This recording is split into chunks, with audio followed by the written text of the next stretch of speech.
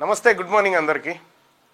మొత్తానికి ఖమ్మంలో వెలుగుమట్ల అనేటువంటి విలేజ్లో ఎవరైతే బాధితులను ఇంట్లోంచి గెంటి వేసి ఇళ్లను నేలమట్టం చేసిందో ప్రభుత్వం, అదే చోట అదే బాధితులకు నిన్న ఇంటి పట్టాల పంపిణీ కార్యక్రమం చేయించడం జరిగింది.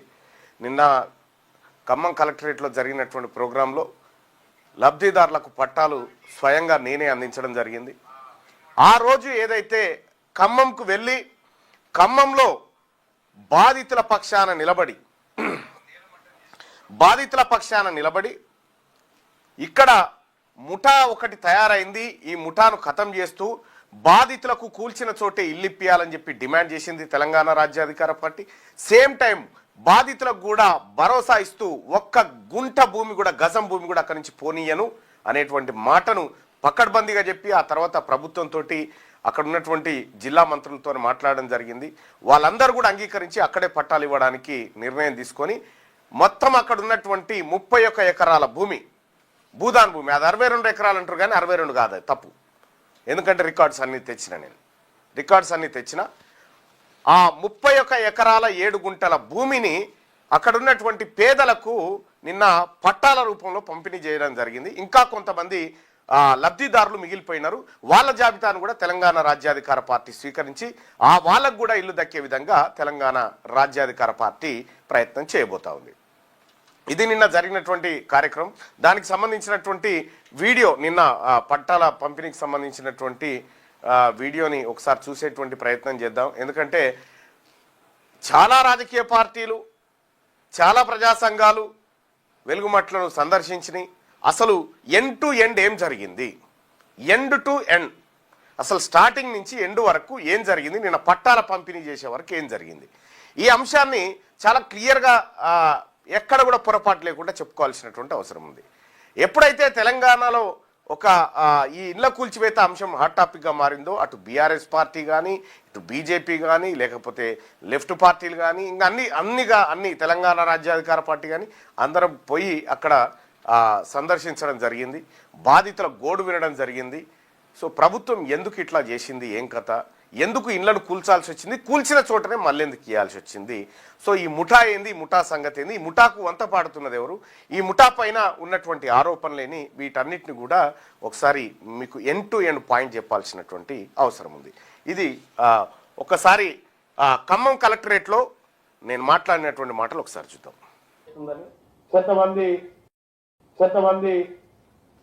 కొంతమంది నాయకులు తప్పు చేస్తున్నారని, ఇంకొంతమంది మాకు అన్యాయం జరిగిపోయింది, కారకులు ఎవరో మాకు తెలియదు అనేటువంటి మాట మాట్లాడారు.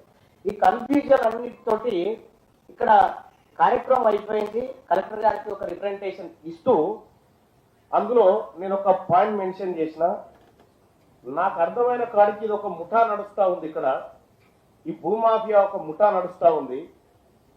ఈ ముఠా పైన పీడీ యాక్ట్ నమోదు చేసి చర్యలు తీసుకోండి అని చెప్పడం జరిగింది ఆ రిప్రజెంటేషన్ లో. సేమ్ టైం అక్కడ బాధితులతో మాట్లాడొచ్చి వాళ్ళని కూడా ఒక ప్రజాప్రతినిధిగా భరోసా ఇచ్చి, అమ్మ మీ భూములు ఎక్కడికి పోవు, ప్రభుత్వంతో మేము సీరియస్ గా ఫైట్ చేయడానికి సిద్ధంగా ఉన్నాం, మీ భూములు మీకు ఇస్తామని ఆ రోజు వాళ్ళందరూ కూడా చెప్పడం జరిగింది. అదే విధంగా ప్రభుత్వానికి రిప్రజెంట్ చేస్తాం. తీరా ఈ కార్యక్రమం అయిపోయింది, భోజనం చేద్దామని ఇక్కడ రామాయణం దగ్గర నేను మా జానయ్య గారు అందరం కలిసిపోయాం. పోతే ఇక కళ్ళకు నీళ్ళు వచ్చినాయి. మంత్రి గారు, ఒక మహిళ అక్కడ వాచ్మెన్ గా పనిచేస్తా ఉంది. వాళ్ళ కొడుకు అంటే ఆయన మీడియా సోదరు ప్రభుత్వం తప్పు చేస్తుందని, కొంతమంది నాయకులు తప్పు చేస్తున్నారని, ఇంకొంతమంది మాకు అన్యాయం జరిగిపోయింది, కారకులు ఎవరో మాకు తెలియదు అనేటువంటి మాట మాట్లాడారు. ఈ కన్ఫ్యూజన్ అన్నిటితోటి ఇక్కడ కార్యక్రమం అయిపోయింది. కలెక్టర్ గారికి ఒక రిప్రజెంటేషన్ ఇస్తూ అందులో నేను ఒక పాయింట్ మెన్షన్ చేసిన, నాకు అర్థమైన కాడికి ఇది ఒక ముఠా నడుస్తూ ఉంది. ఇక్కడ ఈ భూమాఫియా ఒక ముఠా నడుస్తూ ఉంది. ఈ ముఠా పైన పీడీ యాక్ట్ నమోదు చేసి చర్యలు తీసుకోండి అని చెప్పడం జరిగింది ఆ రిప్రజెంటేషన్ లో. సేమ్ టైం అక్కడ బాధితులతో మాట్లాడొచ్చి వాళ్ళకు కూడా ఒక ప్రజాప్రతినిధిగా భరోసా ఇచ్చి, అమ్మ మీ భూములు ఎక్కడికి పోవు, ప్రభుత్వంతో మేము సీరియస్ గా ఫైట్ చేయడానికి సిద్ధంగా ఉన్నాం, మీ భూములు మీకు ఇస్తామని ఆ రోజు వాళ్ళందరూ కూడా చెప్పడం జరిగింది. అదే విధంగా ప్రభుత్వానికి రిప్రజెంట్ చేస్తాం. తీరా ఈ కార్యక్రమం అయిపోయింది, భోజనం చేద్దామని ఇక్కడ రామాలయం దగ్గర నేను మా జానయ్య గారు అందరం కలిసిపోయాం. పోతే ఇక కళ్ళకు నీళ్ళు వచ్చినాయి. మంత్రి గారు, ఒక మహిళ అక్కడ వాచ్మెన్ గా పనిచేస్తా ఉంది. వాళ్ళ కొడుకు అంటే ఆయన మానసికంగా వికలాంగుడైనాడు, నిలబడలేకపోతున్నాడు. ఆ చెట్టు కింద మేము భోజనం ఏర్పాటు చేసుకొని తింటుంటే, సార్ మీరు అక్కడికే వచ్చిరా సార్ అంటే అవునని చెప్పిన. సార్ నా దగ్గర ₹1,00,000 వసూలు చేశారు సార్ అని. ఎవరంటే ఆ పేరు ఇగో, ఆయన పేరు ఎవరు, ముడిగ రామయ్య అనట. ముడిగ రామయ్య అంటే ఆయన ₹1,00,000 వసూలు చేసింది సార్, మోదుగు శైలజ దగ్గర వసూలు చేసింది సార్. పాపం ఆ తల్లి ఆ కొడుకు వైద్యం చేయించుకోలేని స్థితిలో అక్కడో ఇక్కడో కాల్లో వీళ్ళో పడి ఆ డబ్బులు తీసుకొచ్చుకొని కట్టుకుంటే ఆయన ఏం చేశారంటే, ఈ ముఠాలోని సభ్యులు మీరు రేకులు తెచ్చుకోండి, రేపు అలాట్ చేస్తున్నామని చెప్పి రేకులు ఆడేస్తే అలాట్మెంట్ పక్కకు పెడితే అధికారులు వచ్చి ఆ ఉన్నవి కూడా కొడితే ఆ రేకులు కూడా పగిలిపోయాయి. పాపం ఆ తల్లి ఫోన్ నెంబర్ లేదు నా దగ్గర, కానీ ఉంటే మాత్రం నేను గౌరవ మంత్రివర్యులకు చెప్తా ఉన్నా, ప్రత్యక్షంగా ఆమె గోస చూసినా ఆవిడ కూడా ఒక లాంటి ఇవ్వాల్సిందిగా మీ అందరినీ రిక్వెస్ట్ చేస్తా ఉన్నా. అలాగే సార్, ఈ ఖమ్మం జిల్లాలో ఎవరైతే బాధితుల చెరలో దిక్కినటువంటి వాళ్ళు ఎవరైతే ఉన్నారో, బాధితులు ఎవరైతే ముఠాలు మీకు న్యాయం గుర్తుపెట్టుకోండి. ముఠాలు నా కాడ చాలా ఎవిడెన్స్లు ఉన్నాయి. ఎవరెవరు ఎంత డబ్బులు కట్టిరు ఏం కట్ట అనేటువంటి ఎవిడెన్స్లు నా దగ్గర చాలా ఉన్నాయి. చూసిన తర్వాత నేను క్లియర్ గా అనుకున్న, ప్రజల్ని మోసం చేసేటువంటి ఒక అసాంఘిక శక్తులు ఇక్కడ ఉన్నాయి, వాటి భరతం పట్టాలని చెప్పి గౌరవ కలెక్టర్ గారికి కూడా నేను రిప్రజెంటేషన్ ఇచ్చిపోయినా. ఇవాళ ఏదేమైనప్పటికీ కూడా 311 మందికి పట్టాలు ఇస్తూ రాష్ట్ర ప్రభుత్వం మా అందరి కోరిక మేరకు నిర్ణయం తీసుకున్నందుకు రాష్ట్ర ప్రభుత్వానికి కృతజ్ఞతలు తెలియజేస్తూ, అలాగే ఒక ఇల్లు కడితే సరిపోదు, సౌకర్యాల సంగతి కూడా కొంత తేల్చాల్సినటువంటి అవసరం ఉంది.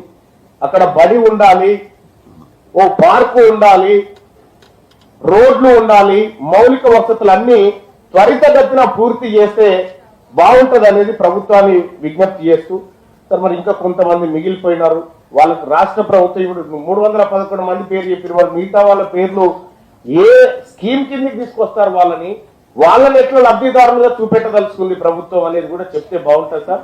ఎందుకంటే వాళ్ళు కూడా ఈ ముఠా చేతులు అక్కడెక్కడ మోసపోయినటువంటి వాళ్ళు కాబట్టి వాళ్ళకు కూడా మిగతా లబ్ధిదారులకు కూడా న్యాయం జరగాల్సినటువంటి అవసరం ఎంతైనా ఉంది.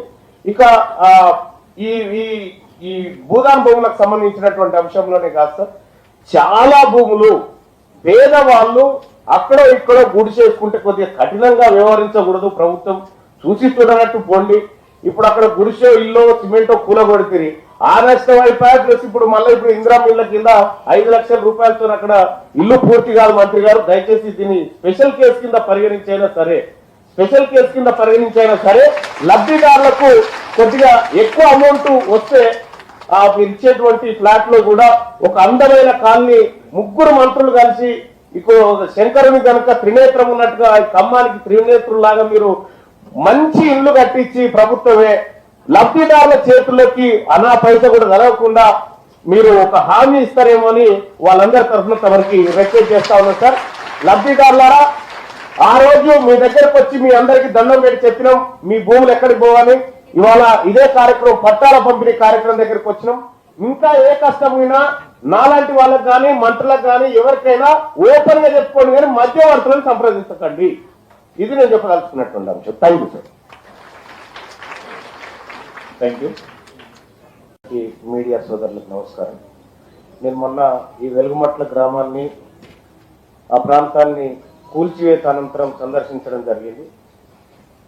ఆ తర్వాత అంబేద్కర్ భవన్లో, ఆ తర్వాత ఇంకా వేరే చోట్ల ఉన్నటువంటి నిర్వాసితులుగా అక్కడ ఉన్నటువంటి వాళ్ళు ఎవరైతే ఉన్నారో వాళ్ళని కూడా కలవడం జరిగింది. ఈ కార్యక్రమం అయిపోయిన తర్వాత అందులో చాలా మంది బాధలు వాళ్ళ గాథలు విన్నాను. కొంతమంది రైట్, ఇదే భూదాన్ భూమికి సంబంధించినటువంటి వాస్తవాలు ఏంటి, రికార్డులు ఏం చెప్తా ఉన్నాయి, ఈ అన్నిటి కూడా మనం ఖచ్చితంగా తెలుసుకోవాల్సినటువంటి సందర్భం ఇది. ఎందుకంటే చాలా మంది చాలా రకాలుగా మాట్లాడుతున్నారు, చాలా మందిగా వాళ్ళకు ఏది తోస్తే అది ఈ విషయంలో చెప్తా ఉన్నారు. అసలు వాస్తవాలు ఏంది, ఈ అన్ని అంశాలు తెలుసుకోవడం కోసం మిత్రులారా ఇగో ఇది ఆ భూమికి సంబంధించినటువంటి సంపూర్ణ రికార్డు. భూదాన్ యజ్ఞ బోర్డు భూములు, వెలుగుమట్ల గ్రామం, ఖమ్మం అర్బన్ జిల్లా, అర్బన్ మండలం, ఖమ్మం అర్బన్ మండలం సంబంధించినటువంటిది. ఇగో ఇది కంప్లీట్ రికార్డు. ఏది వినోబా భావే దగ్గర నుంచి మొన్న హైకోర్టు తీర్పు వరకు ఎక్కడెక్కడ ఏం జరిగింది, ఎవరెవరు అక్కడ బతుకుతా ఉన్నారు, వాళ్ళ పేర్లు, వాళ్ళ భర్త పేరు. ఇగో చేసాల్పా తీన్సాల్పా అని 1956, 57, 58లో ఏముంది, అంతకంటే ముందు ఏముంది, భూదాన్ యజ్ఞ బోర్డుకి ఎప్పుడు సమర్పించారు, ఎవరు సమర్పించారు, ఎన్ని ఎకరాలు సమర్పించారు, వీటన్నిటి లెక్కల్ని ఇవాళ మీ ముందుకు తీసుకొస్తా ఉన్నా. సో ఇక్కడ ఇక దీని తర్వాత ఇంకా ఎవడు మాట్లాడడానికి కూడా లేదు. ఎందుకంటే ఫైనల్గా ఈ రికార్డులన్నీ నేనే కలెక్టర్ గారిని అడిగి తీసుకురావడం జరిగింది. నాకు ఇవి కావాలంటే వెంటనే ఇవ్వడం జరిగింది. దానికి సంబంధించినటువంటి ఒకసారి చూద్దాం. ఇక్కడ మీరు ఒక్కసారి చూస్తే ఇక్కడ మీకు క్లారిటీ వస్తుంది. ఇదే బుక్లోంచి ఈ భూమి ఎక్కడిది, ఎక్కడి నుంచి వచ్చింది, ఏం జరిగింది అనేది చూస్తే 1952 సంవత్సరం కంటే ముందు భూదాన్ యజ్ఞ బోర్డు రికార్డు ప్రకారం సర్వే నెంబర్ 147, 148, 149 వెలుగుమట్ల గ్రామం శ్రీ కలవల వెంకట రాజారాం గారు 31 ఎకరాల 4 గుంటల వ్యవసాయ భూమిని దానం చేయుటకు అంగీకరించగా దానిని ప్రభుత్వం వారు 31 ఎకరాల 4 గుంటల భూమిని భూదాన్ యజ్ఞ బోర్డు వారికి దానం చేయుచున్నారు. Reference register number, page number ఇగో ఇందులో ఉంది. ఆ దానానికి సంబంధించినటువంటి భూమి వివరాలు ఇగో ఇందులో ఉన్నాయి. ఇదే ఆ రికార్డు. ఆ రికార్డులో ఇగో ఆయన పేరేంది, కలవల వెంకట రాజారాం. ఇగో 31 ఎకరాల 4 గుంటల భూమి, 31 ఎకరాల 4 గుంటల భూమి. ఇది ఎప్పుడు 1952 నాటిది. 1952, 53, 54, 55, 58 దాకా ఇగో క్లియర్ గా దానం చేసినటువంటి రికార్డు ఇది. ఈ రిజిస్టర్ ప్రకారం 3 సాల్ పాని 1953, 54, 54, 55, 55, 56 ఈ 3 సంవత్సరాల పహానీలో ఈ రికార్డులు ఏముందంటే 31 ఎకరాల 4 గుంటల భూమి ఆచార్య వినోబా భావే పేరు మీద నమోదు చేయబడి ఉన్నది. ఇట్టి సర్వే నెంబర్లో మిగిలిన భూమి ఇతర పట్టాదారు పేరు మీద నమోదై ఉన్నది. పేజీ నెంబర్ ఇగో దీంట్లో వినోబా భావే పేరు మీద ఈ 3 సాల్ పాన్ ఏదైతే ఉందో దీంట్లో ఇది క్లియర్ గా వినోబా భావే పేరు మీద సర్వే నెంబర్ 148, 147, 148, 149 3 సర్వే నెంబర్లు. ఇగో ఇవి ఈ రికార్డులు క్లియర్ గా 148, 149, 147 కూడా ఇగో 147 ఇగో ఈ మూడు క్లియర్ గా వినోబా భావే ఎవరు అని అంటే మళ్ళీ అదో పరిచయం. ఈ భూదానోద్యమాన్ని భారతదేశంలో ప్రారంభించినటువంటి ఆయన పేరు మీదకి వచ్చేసింది. ఇది భూదాన్ పోచంపల్లి కాడ స్టార్ట్ అయింది. ఎస్, ఆయన పేరు మీదకి వచ్చేసింది. 1989 నుండి 1993 సంవత్సరం వరకు భూదాన్ యజ్ఞ బోర్డు ఏం చేసిందంటే 20 ఎకరాల 4 గుంటల భూమిని అందులో నుంచి మిగిల్చింది. ఈ భూమిలోంచి 13 మంది నిరుపేదలకు కేటాయించింది. 20 ఎకరాల 4 గుంటల భూమిని 13 మంది నిరుపేదలకు కేటాయించింది భూదాన్ యజ్ఞ బోర్డు. 2007 20 తారీఖు 7వ నెల నాడు ఇట్టి 13 మంది బోర్డు నియమ నిబంధనలు ఉల్లంఘించినందున ఖమ్మం అర్బన్ తహసీల్దార్ గారు కేటాయింపులు రద్దుపరుస్తూ ఉత్తర్వులు జారీ చేసినారు. వీళ్ళకి ఇచ్చింది మళ్ళీ ఏం చేశారు, వాపస్ తీసుకున్నారు. 2009 20 తారీఖు 2వ నెలలో జీవో నెంబర్ 206 ద్వారా సర్వే నెంబర్ 147 నందు 10 ఎకరాల 20 గుంటల భూమిని జర్నలిస్ట్ కోఆపరేటివ్ హౌస్ బిల్డింగ్ సొసైటీకి కేటాయించినారు. కానీ గౌరవ హైకోర్టు నందు రిట్ పిటిషన్ నెంబర్ 1939/2009 ఆదేశాల ప్రకారం ఇట్టి ప్రభుత్వ ఉత్తర్వు అమలు చేయబడలేదు. కోర్టు అడ్డుకుంది. ఇప్పుడు కోర్టు అడ్డుకుంటుంది అంటే దానికి సంబంధించినటువంటి కోర్టు ఉత్తర్వు కూడా ఇచ్చిన ప్రతి భూమికి పైన కోర్టు అడ్డుకుంటది. ఎందుకంటే కోర్టు అట్లా ఉన్న భూమిలో ఇస్తారు. ఇగో ఇదే జర్నలిస్టులకి. ఈ జర్నలిస్టులకు ఇక్కడ సంబంధించినటువంటి అట్లా ఇచ్చిండ్రు, ఇక్కడ రాజనగర్లో ఎట్లా ఈ జీవో నెంబర్ ఎంత 206. ఇగో జీవో నెంబర్ 206 ప్రకారం ఫలానా తేదీ నాడు దీన్ని కోర్టు అడ్డుకుంది. 6 తారీఖు 3వ నెల 2013 నాడు సంయుక్త కలెక్టర్ గారు రివిజన్ పిటిషన్ నెంబర్ 2/27/2008 ఉత్తర్వుల ఆదేశాల ప్రకారం తహసీల్దార్ గారిని రెవెన్యూ రికార్డులలో నమోదు చేసి ఇట్టి భూమి అర్బన్ ఏరియాలో ఉండటం వలన భవిష్యత్ అవసరాల కొరకు రక్షించడానికి చర్యలు తీసుకోవాల్సిందిగా ఆదేశాలు జారీ చేసి ఉన్నారు.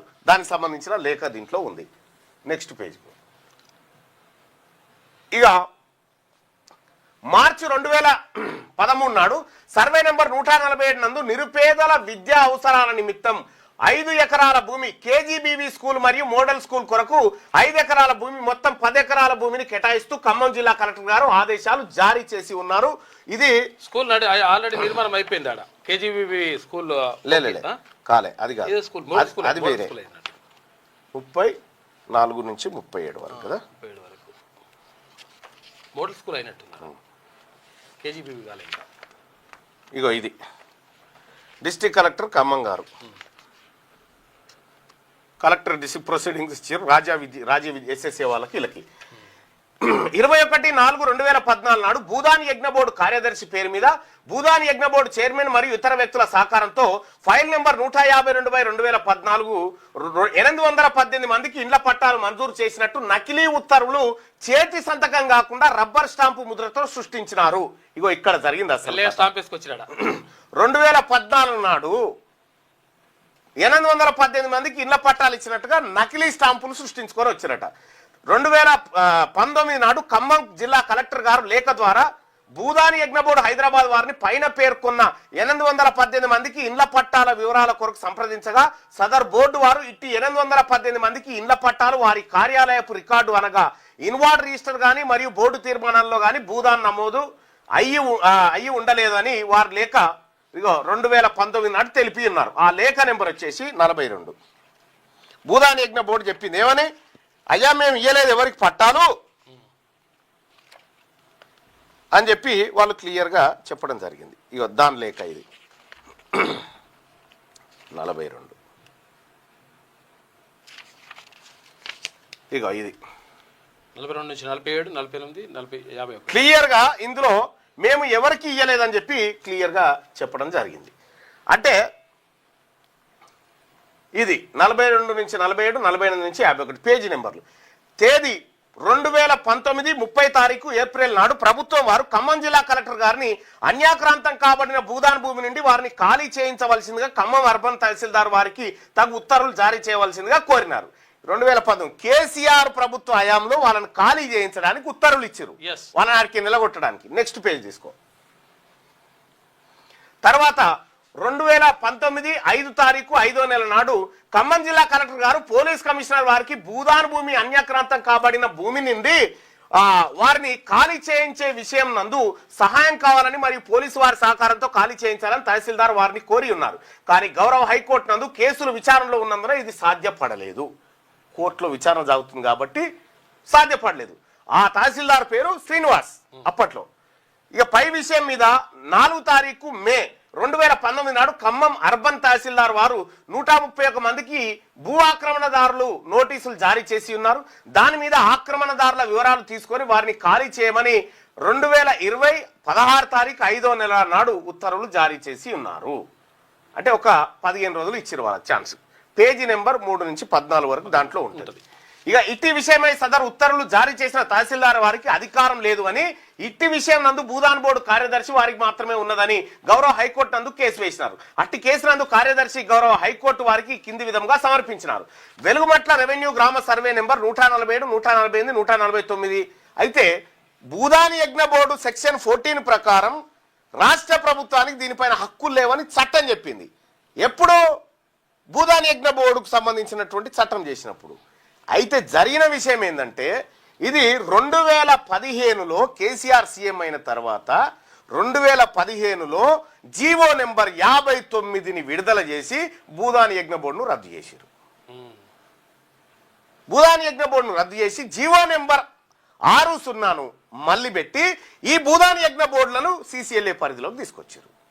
CCLA అంటే ఇక పలానా వ్యక్తి చెప్తే ఓకే అన్నట్లు లెక్క. ఇది తహసీల్దార్ వారికి అధికారం లేదని చెప్పింది. ఎప్పుడు చెప్పింది చూడు, 19 తర్వాత చెప్పింది తహసీల్దార్కి అధికారం లేదని చెప్తే వెలుగుమట్ల గ్రామ రెవెన్యూ సర్వే నెంబర్ 140, 140, 149 అంటూ ఎటువంటి బీఫామ్ పట్టాలు ఫారం నందు జారీ చేయబడలేదని తెలిపినారు. 2017 22 తారీఖు 3వ నెల నాడు తెలంగాణ గెజిట్ నెంబర్ 2 భూదాన్ చట్టం అమల్లోకి వచ్చే వరకు ఇండ్ల పట్టాలు జారీ చేయటకు అనుమతి లేదు. దాని ప్రకారం 2014 5 తారీఖు 21 తారీఖు 23 ఏప్రిల్ నెలలో బోర్డు కార్యదర్శి పేరుతో జారీ చేయబడిన నకిలీ పట్టాలకు వాస్తవం కాదని ధృవీకరించారు. అవి నకిలీ పట్టాలని తేల్చేశారు. ఖమ్మం అర్బన్ తహసీల్దార్ గారు ఎక్కడ కూడా లబ్ధిదారులను గుర్తించలేదు మరియు ప్రక్రియ చేపట్టలేదు, గ్రామసభ నిర్వహించలేదు మరియు మోకాపై విచారణ చేయలేదు. కాబట్టి భూదాన్ చట్టం ప్రకారం పైన సూచించిన ప్రక్రియను చేపట్టాలి. కానీ ఇవి ఏవి చేపట్టకుండా భూదాన్ యజ్ఞ బోర్డు చైర్మన్ మరియు ఇతర సహాయంతో నకిలీ పట్టాలు సృష్టించినారు. నెక్స్ట్, ఇది 2014 ఏప్రిల్ 2 తారీఖు నుండి ఉమ్మడి ఆంధ్రప్రదేశ్ రాష్ట్రం నందు ఎన్నికల నియమావళి అమల్లో ఉన్నది. కాబట్టి అటువంటి పట్టాలు నకిలీవి అని మరి ఒకసారి రుజువైంది. ఎలక్షన్ కోడ్ ఉండగా పట్టాలు ఇచ్చినట. ఇక తేదీ 2023 29 తారీఖు జనవరి నాడు ఖమ్మం జిల్లా కలెక్టర్ గారు భూదాన్ యజ్ఞ బోర్డు కార్యదర్శి గారికి రాసిన లేఖలో భూదాన్ యజ్ఞ బోర్డు భూమిలో ఉన్న ఆక్రమణదారులను ఖాళీ చేయటకు హైకోర్టు ఉత్తర్వుల ప్రకారం వారి కార్యాలయం నుండి నోటీసులు జారీ చేయవలసిందిగా కోరినారు. దానికి సంబంధించిన పేజీ నెంబర్ 67 వరకు. ఇక 2024 8వ తారీఖు జనవరి నాడు తెలంగాణ భూదాన్ యజ్ఞ బోర్డు వారు విచారణకు హాజరు కావాల్సిందిగా నోటీసులు జారీ చేసి ఉన్నారు. మరల తిరిగి 24/6/2024 నాడు మళ్ళా 8వ తారీఖు 7వ నెల 2024 నాడు విచారణకు హాజరు కావాల్సిందిగా నోటీసులు జారీ చేస్తున్నారు. ఇట్టి నోటీసులు ఖమ్మం అర్బన్ తహసీల్దార్ వారు 235 మందికి జారీ చేసినారు. 73 మంది నివసించుట లేదని రిపోర్ట్ చేసి ఉన్నారు. So Bhoodan Yagna board authority వారు 17/1/2026 నాడు ఖమ్మం జిల్లా కలెక్టర్ గారిని సర్వే నెంబర్ 140, 48, 49 గల భూదాన్ భూమిని విద్యాలయాలకు కేటాయించిన 10 ఎకరాల భూమి మినాయించి మిగిలిన భూమిని స్వాధీనపరచుకోమని ఆదేశాలు జారీ చేసి ఉన్నారు. కావున ఇట్టి ఉత్తర్వులు ఆక్రమణదారులకు కూడా పంపబడి ఉన్నవి. దీని ప్రకారం 24/2/2024 ఖమ్మం జిల్లా కలెక్టర్ గారు తగు చర్యలు తీసుకొని అయినది. పేజ్ నెంబర్ అది. ఇక నెక్స్ట్ చూద్దాం. ఇక ఏం జరిగిందో చూడండి అప్పటి నుంచి ఇప్పటి వరకు. 26/8/2024 నాడు ఆంధ్రప్రదేశ్ భూదాన యజ్ఞ బోర్డును ఏర్పరుస్తూ అప్పటి ప్రభుత్వం GOMS జారీ చేసింది. తదుపరి ప్రభుత్వం ఉత్తర్వు నెంబర్ GOMS నెంబర్ 1067 తేదీ నాడు గతంలో ఏర్పరిచిన భూదాన్ బోర్డు నియామకం సభ్యుల పదవీ కాలం పొడిగింపు చేస్తూ జారీ చేయనున్నారు. ఇట్టి ఉత్తర్వుల ప్రకారం శ్రీ CV చారి గారిని చైర్మన్ మరియు డాక్టర్ B వెంకటరమణారావు గారిని వైస్ చైర్మన్ మరియు మిగిలిన 9 మందిని G రాజేందర్ రెడ్డి కూడా సభ్యుడిగా ఉన్నారు. సభ్యులుగా రాజేందర్ రెడ్డి నియామకం జరిగినది. ఎప్పుడు 2008లో ఎక్స్టెన్షన్ చేశారు. తేదీ 14/12/2012 నాడు ప్రభుత్వం ఉత్తర్వు number GOMS number 687 revenue assignment department ద్వారా భూదాన్ యజ్ఞ బోర్డు చైర్మన్ గా G రాజేందర్ రెడ్డి మరియు B వెంకటరమణారావుని వైస్ చైర్మన్ గా నియమించడం జరిగింది. ఇక 5వ తారీఖు 7వ నెల 2014 నాడు ప్రభుత్వం ఉత్తర్వు number GOMS number 11 revenue assignment 1 department ద్వారా తెలంగాణ రాష్ట్ర ప్రభుత్వం తెలంగాణ రెవెన్యూ శాఖ ప్రిన్సిపల్ సెక్రటరీని తెలంగాణ రాష్ట్ర భూదాన్ యజ్ఞ బోర్డు అథారిటీగా నియమించింది.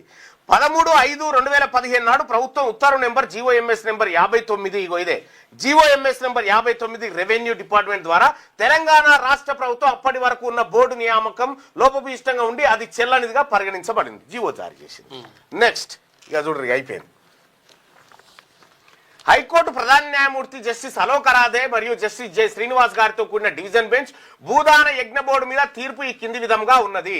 శ్రీ ఆచార్య వినోబా భావే గారు చాలా కాలం క్రితమే మరణించారు. భూదాన యజ్ఞ బోర్డు ఏర్పాటు కోసం రాష్ట్రాలకు నామినేషన్ చేసే అధికారాన్ని శ్రీ ఆచార్య వినోబా భావే గారి ప్రతినిధిగా సర్వసేవా సంఘ్కు అప్పగించారు. అయితే chairman G Rajender Reddy, vice chairman మరియు ఇతర సభ్యులతో కూడిన ప్రస్తుత బోర్డు ఏర్పాటుకు సంబంధించి అప్పటి ఆంధ్రప్రదేశ్ ప్రభుత్వం సర్వసేవా సంఘ్తో ఎలాంటి సంప్రదింపులు జరపలేదు. బోర్డు రికార్డుల ప్రకారం G రాజేందర్ రెడ్డి గారు 25/7/2012 తేదీతో ఉన్న ఒక లేఖను సమర్పించారు. ఆ లేఖలో ప్రస్తుత చైర్మన్, వైస్ చైర్మన్ మరియు సభ్యులను ఢిల్లీకి చెందిన మహిళా చేతన కేంద్ర అధ్యక్షురాలు డాక్టర్ వీణా బెహన్ నామినేట్ చేస్తున్నట్లు పేర్కొనబడింది. ఆ లేఖ ఆధారంగా ప్రస్తుత చైర్మన్, వైస్ చైర్మన్ మరియు ఇతర సభ్యులు ఆంధ్రప్రదేశ్ భూదాన్ యజ్ఞ బోర్డును నియమించారు. మహిళా చేతన కేంద్రం అనేది సర్వసేవా సంఘ్ కాదు అని పేర్కొనబడింది. అనంతరం డాక్టర్ వీణా బెహన్ గారు 21 తారీఖు మార్చి తేదీతో రాష్ట్ర ప్రభుత్వానికి ఒక లేఖ ద్వారా తెలియజేసినది ఏమనగా ఆమె తన జీవిత కాలంలో ఎప్పుడూ దివంగత శ్రీ వినోబా భావే గారి ప్రతినిధిగా పనిచేయలేదు లేదా ప్రస్తుత board chairman G Rajender Reddy vice chairman మరియు ఇతర సభ్యులను నామినేట్ చేసే అధికారాన్ని తనకెవరూ అప్పగించలేదని స్పష్టం చేసి ఆమెనే చెప్పిందట. కాబట్టి ప్రస్తుత బోర్డు ఏర్పాటుకు చట్టంలోని నిబంధనలకు అనుగుణంగా ఎలాంటి ఆధారం లేదు. జి రాజేందర్ రెడ్డి గారు చైర్మన్ వైస్ చైర్మన్ మరియు ఇతర సభ్యులు నకిలీ లేఖను సమర్పించి నియామక ఉత్తర్వులు పొందింది. ఫేక్ డాక్యుమెంట్లతో చైర్మన్ అయినట భూదాన్ బోర్డుకు. ఇక ప్రభుత్వంకు బోర్డును రద్దు చేయటకు అధికారం ఉన్నదని స్పష్టంగా తెలుస్తుంది. అప్పిలెంట్ మరియు బోర్డు సభ్యుల పై వారి పదవి కాలంలో చట్టవిరుద్ధ చర్యలు చేసినట్లు ఇప్పటికే గమనించబడింది. వారు సంస్థ బోర్డు హక్కులను రక్షించాల్సిన బాధ్యత ఉన్నప్పటికీ సంస్థ బోర్డుకు చెందిన విలువైన భూములను అర్హత లేని వ్యక్తులకు బదిలీ చేసి మరియు కేటాయించి భారీ ఆర్థిక నష్టాన్ని కలిగించినట్టు ఆరోపణలు ఉన్నాయి. అప్పిలెంట్ మరియు ఇతర సభ్యులపై చేసిన ఆరోపణలను గౌరవనీయ సింగిల్ జడ్జి గారు సవాల్ చేయబడిన ఉమ్మడి ఉత్తర్వులో ఇలా పేర్కొన్నారు. చట్టానికి విరుద్ధంగా రంగారెడ్డి జిల్లా ఇబ్రాహీంపట్నం గ్రామం సైదాబాద్ కంచలోని సర్వే నెంబర్ 58Pలో ఉన్న 100 ఎకరాలు అలాగే సర్వే నెంబర్ 2/4, 2/36, 2/88 మరియు 58Pలో ఉన్న 44.26 ఎకరాల భూమి కేటాయించడం. చైర్మన్ గారు రంగారెడ్డి జిల్లా ఇబ్రాహీంపట్నం మండలం ఇబ్రాహీంపట్నం గ్రామం సైదాబాద్ కంచాలోని 59/Pలో ఉన్న 50 ఎకరాల భూమిని శ్రీ మహేశ్వరం అంబాడాద్ మరియు మరికొంతమందికి రిజిస్టర్ ద్వారా విక్రయించాడు. భూదాన్ యజ్ఞ భూములను ఈ రెడ్డి రాజేందర్ రెడ్డి అమ్ముకున్నాడు. రంగారెడ్డి జిల్లా ఇబ్రాహీంపట్నం గ్రామం సర్వే నెంబర్ 58/69లో ఉన్న 35 ఎకరాల భూమిని 24/9/2008 తేదీతో ఉన్న రిజిస్టర్ నంబర్ 113/9 ప్రకారం ఎస్విఎస్ రైతు డైరీ అనే నమోదు చేయబడిన భాగస్వామ్య సంస్థకు లీజుకి ఇవ్వడం జరిగింది. లీజుకి ఇచ్చుకున్నట. అలాగే చైర్మన్ గారు రంగారెడ్డి జిల్లా ఇబ్రాహీంపట్నం మండలం ఇబ్రాహీంపట్నం గ్రామంలోని సర్వే నెంబర్ 59/Pలో ఉన్న 15 ఎకరాల భూమిని ఎంబైఎస్ గోపాల్ గోశాల ట్రస్ట్ ఆ ట్రస్ట్ యొక్క మేనేజింగ్ ట్రస్టీ ప్రతినిధిగా 28 సంవత్సరాల కాలానికి తేదీతో ఉన్న డాక్యుమెంట్ ద్వారా లీజుకి ఇచ్చిండు. ఇగో ఇదయ్యా భూదాన్ కథ. మనకు తెలిసింది ఏంటంటే ఆ ఖమ్మంలో ఉన్నటువంటి భూమి 62 ఎకరాలు కాదు, రికార్డుల ప్రకారం అది 34 ఎకరాలు 4 గుంటలుగా తేలింది. అది ఎవరిచ్చిరో కూడా క్లియర్గా మనకు ఇక్కడ రాసి ఉంది. ఈ భూమి ఎవరిచ్చిరో అనేది కలవల వెంకట రాజారాం గారు 31.04 ఎకరాల భూమిని భూదాన్ యజ్ఞ బోర్డుకి ఇచ్చిండు. ఇస్తే ఆ భూమి ఇన్ని రకాలుగా పోయింది. ఈ మధ్యలో విషయం ఏంటంటే భూదాన్ యజ్ఞ బోర్డును జీవో నెంబర్ 59 తర్వాత పేరుతో తెలంగాణ ప్రభుత్వం కేసీఆర్ దాన్ని రద్దు చేసిండు. జీవో నెంబర్ 60తో వాటిని రెవెన్యూ శాఖలో విలీనం చేస్తూ ఉత్తర్వులు చేసిండు. ఇప్పుడు భూదాన్ బోర్డుకు ఈ భూమికి సంబంధం లేదనేది స్పష్టత వచ్చింది. ఒకవేళ ఇది భూదాన్ బోర్డు ఉంటే గనక భూదాన్ బోర్డుకు ప్రభుత్వానికి సంబంధం లేకుండా ఉంటుండే ఈ భూమి పైన. ఇక్కడ వీళ్ళు ఏం చేసిరు, ఈ నకిలీ పట్టాలు చూపించి ప్రజల దగ్గర డబ్బులు వసూలు చేసి లక్షల రూపాయలు కోట్ల రూపాయలు వసూలు చేసినటువంటి ముఠా ఏదైతే ఉందో ఆ ముఠాని పట్టుకొని ప్రభుత్వం జైలు వేసి ఆ పేదలు ఎవరైతే ఉన్నారో ఏది ఒక్కొక్క ఇల్లును 3-4 అమ్మిరు. ఇల్లు ముఠా 3-4 ఒక్కొక్క జాగాను వాళ్ళని జైల్లో వేసి అదంతా సాఫ్ చేసి లేఅవుట్ చేసి పేదలకు 311 మందికి పట్టాలు ఇచ్చింది ప్రభుత్వం. వాళ్ళకు స్కూలు, తర్వాత షాపింగ్ కాంప్లెక్స్, పార్కు, రోడ్లు, వాటర్ అన్ని ఫెసిలిటీలు కల్పించడం కోసం నిన్న చర్యలు తీసుకుంది. ఇది జరిగినటువంటి ఈ మధ్యలో నేను ఆ రోజు పోయినప్పుడు కూడా చెప్పిన, మొదటి రోజు పోయినప్పుడు ఇక్కడ ఓ ముఠా ఉన్నది, ఈ ముఠా సంగతి తేలాలని చెప్పిన. ఇప్పుడు ఆ ముఠా కటకటాల పాలయ్యింది. వసూలు రాజాలంతా జైళ్లలో ఉన్నారు. తెలంగాణ ప్రభుత్వం ఈ చీడ పురుగులను ఏరేయడానికి చాలా స్ట్రిక్ట్ గా యాక్షన్ తీసుకుంది. అయితే ప్రభుత్వానికి కూడా చెప్తా ఉన్నా, కూల్చాల్సినటువంటి అవసరం ఏమొచ్చిండే? వాటినే ఉంచి మంచోళ్ళను కరెక్ట్ ఉన్న వాళ్ళని చూసి రెగ్యులర్ అందులో నకిలీలు ఎవరైతే ఉన్నారో వాళ్ళని లేపొచ్చు కదా. అట్లా అయిపోతుండే ఈజీగా ఉంటుండే. అది కూల్చి అట్లా నష్టం చేసిరు. బాధితులు కన్నీటి గోడ అయితే కల్లారా చూసింది ప్రభుత్వం. తర్వాత నిన్న లబ్ధిదారులతో మాట్లాడితే సార్ మాకు న్యాయం జరిగింది సార్ అని చెప్తా ఉన్నారు. ఇంకో కొంతమంది సార్ మాకు పట్టాలు రాలేదని చెప్తున్నారు. ఆ పట్టాలు రాలేదనేటువంటి వాళ్ళు ఎవరైతే ఉన్నారో వాళ్ళ విషయం కూడా ప్రభుత్వంతో మాట్లాడడం జరిగింది. వాళ్ళ సంగతి కూడా తేల్చమని చెప్పడం జరిగింది. ప్రభుత్వం సానుకూలంగా స్పందించింది. ఇది జరిగినటువంటి కథ. ఒక ఎమ్మెల్సీగా, పట్టభద్రుల ఎమ్మెల్సీగా, తెలంగాణ రాజ్యాధికార పార్టీ నడిపిస్తున్నటువంటి నాయకుడిగా నేను నా పార్టీ చేసినటువంటి కార్యక్రమం ఇది కంక్లూజన్. ఇది కంక్లూజన్. మీరు అందరు చూసిరు. నేనే పోయి కలెక్టరేట్లో కూర్చొని పట్టాల పంపిణీ కార్యక్రమాన్ని మంత్రులతో సహా నిర్వహించడం జరిగింది. ఇది జరిగినటువంటి కథ. ఇందులో ఎవరెవరు ఉన్నారు? ఇటువంటి చీడపురులు ఏరేద్దాం, మరి ఏరేయాలి కదా. అదే జరిగింది. ఇక కొంతమంది ఇక మంత్రులు మేస్తందుకని, లేకపోతే వీళ్ళు తింటందుకని, వాళ్ళు తింటందుకని రకరకాలుగా ఏవో చెప్పారు. కానీ ఎప్పుడైనా రికార్డులు మాట్లాడతాయి, డాటా మాట్లాడుతుంది. ఈ వ్యవస్థలో మనం ఎన్ని నోటి మాటలు ఎన్ని చెప్పుకున్నా కూడా దానికి లెక్క ఉంటుంది. ఆ లెక్క ప్రకారమే మనం పోవాలి, ఆధారాలతోటి మాట్లాడాలి. ఇది భూదాని యజ్ఞ బోర్డుకు సంబంధించినటువంటి క్లియర్ కట్ అంశం. ఇలా నేను విజయక్రాంతి దినపత్రికలో ఒకటి చూసిన. విద్యకు విత్తం ఎంత? బడ్జెట్లో ప్రతిసారి 6 నుంచి 10% లోపే కేటాయింపులు, 15% నిధులు కేటాయిస్తామని సీఎం రేవంత్ రెడ్డి ఇచ్చిన హామీ బడ్జెట్లో అమలయ్యేనా? మిగతా రాష్ట్రాల కంటే మన కేటాయింపులు తక్కువే. బీహార్లో 18.4%, రాజస్థాన్లో 18% కేటాయింపు. విద్య పైన మన తెలంగాణ ప్రభుత్వం ఎంత నిర్లక్ష్యంగా ఉందో ఈ కథనం చెప్తుంది. అయితే విజయక్రాంతి పత్రికకు చెప్పేది ఏంటంటే, బడ్జెట్లో ప్రతిసారి 6 నుంచి 10% లోపు పెడుతున్నారు, కరెక్టే. బడ్జెట్ కేటాయిస్తున్నారు కానీ అమలు ఎంత అవుతుందో చెక్ చేసిరా? ఈ అమలు కథ ఇప్పుడు చూడండి. ఎంత ఖర్చు, కేటాయింపులు ఎంత ఖర్చు చేసింది, కేటాయింపులు ఎంత ఖర్చు చేసింది ఎంత. ఇగో ఈ లెక్క ఒకసారి చూడాలి మనం. ఇగో చూడండి, తెలంగాణ ప్రభుత్వం ఎంత ఘోరాతి ఘోరంగా వ్యవహరిస్తుందో ఉంటాం.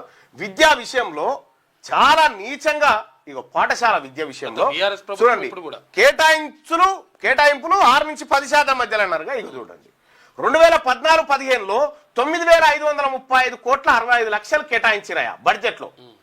ఖర్చు పెట్టింది ఎంత? 5,938 కోట్లు.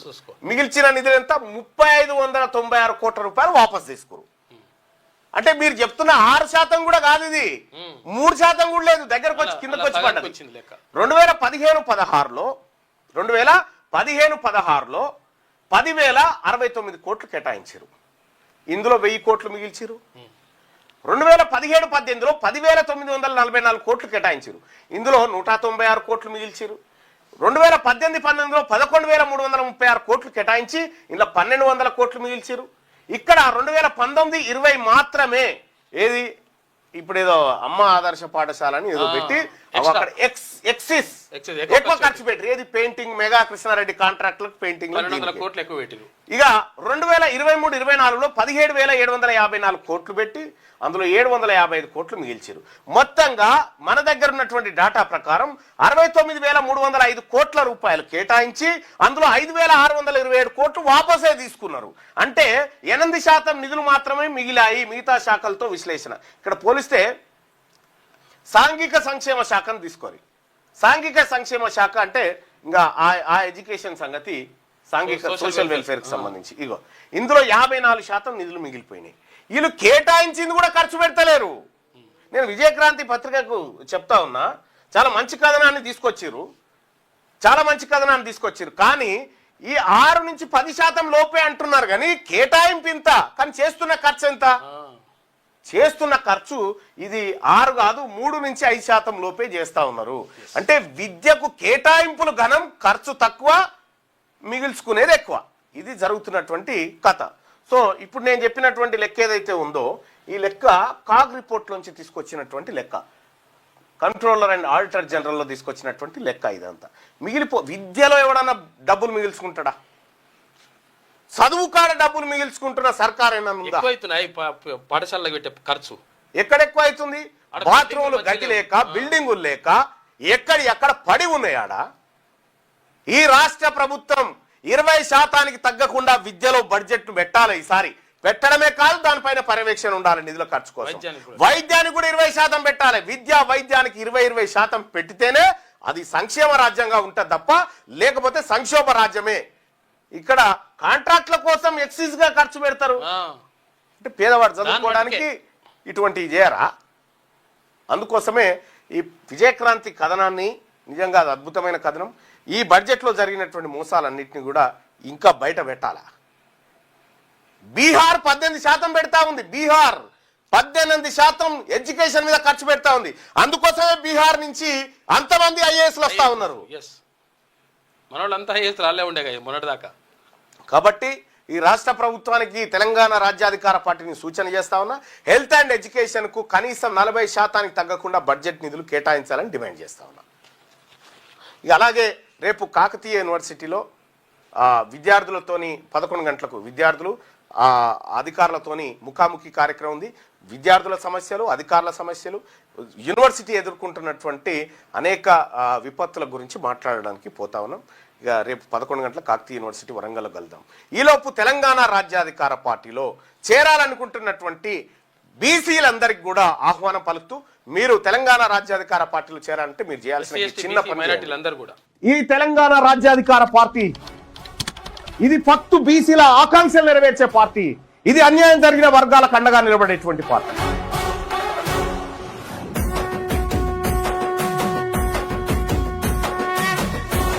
తెలంగాణ రాజ్యాధికార పార్టీ చేరాలంటే 9866524314 ఈ నెంబర్ కు వాట్సాప్ లో మిస్ కాల్ ఇవ్వండి. ఈ నెంబర్ కి మీరు మీరు మీరు మీరు మిస్ కాల్ ఇవ్వగానే మీకు ఒక లింక్ వస్తుంది. ఆ లింక్ పైన క్లిక్ చేసి మీరు దాంట్లో మన ఇందులో జాయిన్ కావచ్చు. తెలంగాణ రాజ్యాధికార పార్టీలో వెంటనే జాయిన్ కావచ్చు. ఆ లింక్ ద్వారా మీరు ఎంటర్ అయితే.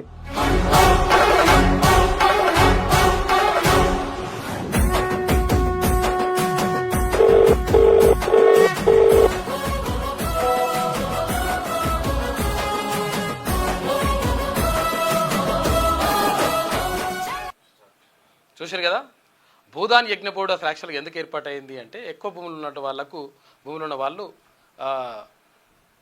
భూములు లేనటువంటి నిరుపేదలకు ఇవ్వాలి కాబట్టి భూదాన్ బోర్డుకి ఇవ్వండి అని చెప్పేసి వినోబా భావే అప్పుడు ప్రత్యేకంగా భూదాన్ ఉద్యమాన్ని తీసుకొచ్చిండు.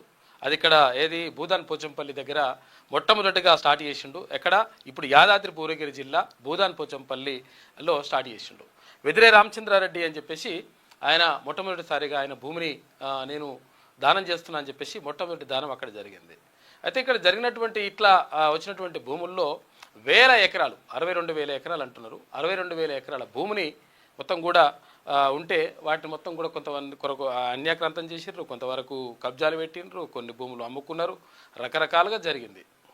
కాబట్టి దానికి సంబంధించి కూడా అంటే మరి ఇప్పుడు కేసీఆర్ ప్రభుత్వం ఏమో, గతంలో ఉన్నటువంటి బీఆర్ఎస్ ప్రభుత్వం ఏమో యజ్ఞ బోర్డు అంతా జాంతానై అని చెప్పేసి ఒక స్పెషల్ జీవో తీసుకొచ్చేసి కథం చేసి పడేసింది. ఇట్లా నడిచిందనమాట. సరే, ఆ విషయం అట్లుంటే మొత్తం మీద కొంతవరకు అయితే ఇక్కడ ఖమ్మంలో ఉన్నటువంటి ఎవరైతే వెలుగుమట్ల ప్రజలు ఎవరైతే ఉన్నారో, బాధితులు ఎవరైతే ఉన్నారో, ఆ బాధితులకు కొంతవరకు న్యాయం జరిగింది. ఇంకా కొంతమంది మిగిలి ఉన్నారంట, వాళ్ళకు కూడా చేస్తామని చెప్పేసి ప్రభుత్వం అయితే హామీ ఇచ్చింది నిన్న. ఇక వార్తల్లోకి వెళ్తే ముందుగా వెలుగు దినపత్రిక చూద్దాం. శివప్రతాప్ శుక్లా నేను అని చెప్పేసి ఆయన కొత్త గవర్నర్గా నిన్న ప్రమాణ స్వీకారం చేసిండు. తెలుగులో ప్రమాణ స్వీకారం చేసిన గవర్నర్ నిన్న అక్కడికి వెళ్ళినాం కార్యక్రమానికి కూడా. ప్రమాణం చేయించిన high court CJI justice Aparesh Kumar Singh, ఇక తెలంగాణ ప్రజలకు సేవ చేయడం గర్వంగా భావిస్తా, రాష్ట్ర పునర్నిర్మాణానికి సీఎం రేవంత్ రెడ్డితో కలిసి పనిచేద్దామని పిలుపునిచ్చిండు గవర్నర్.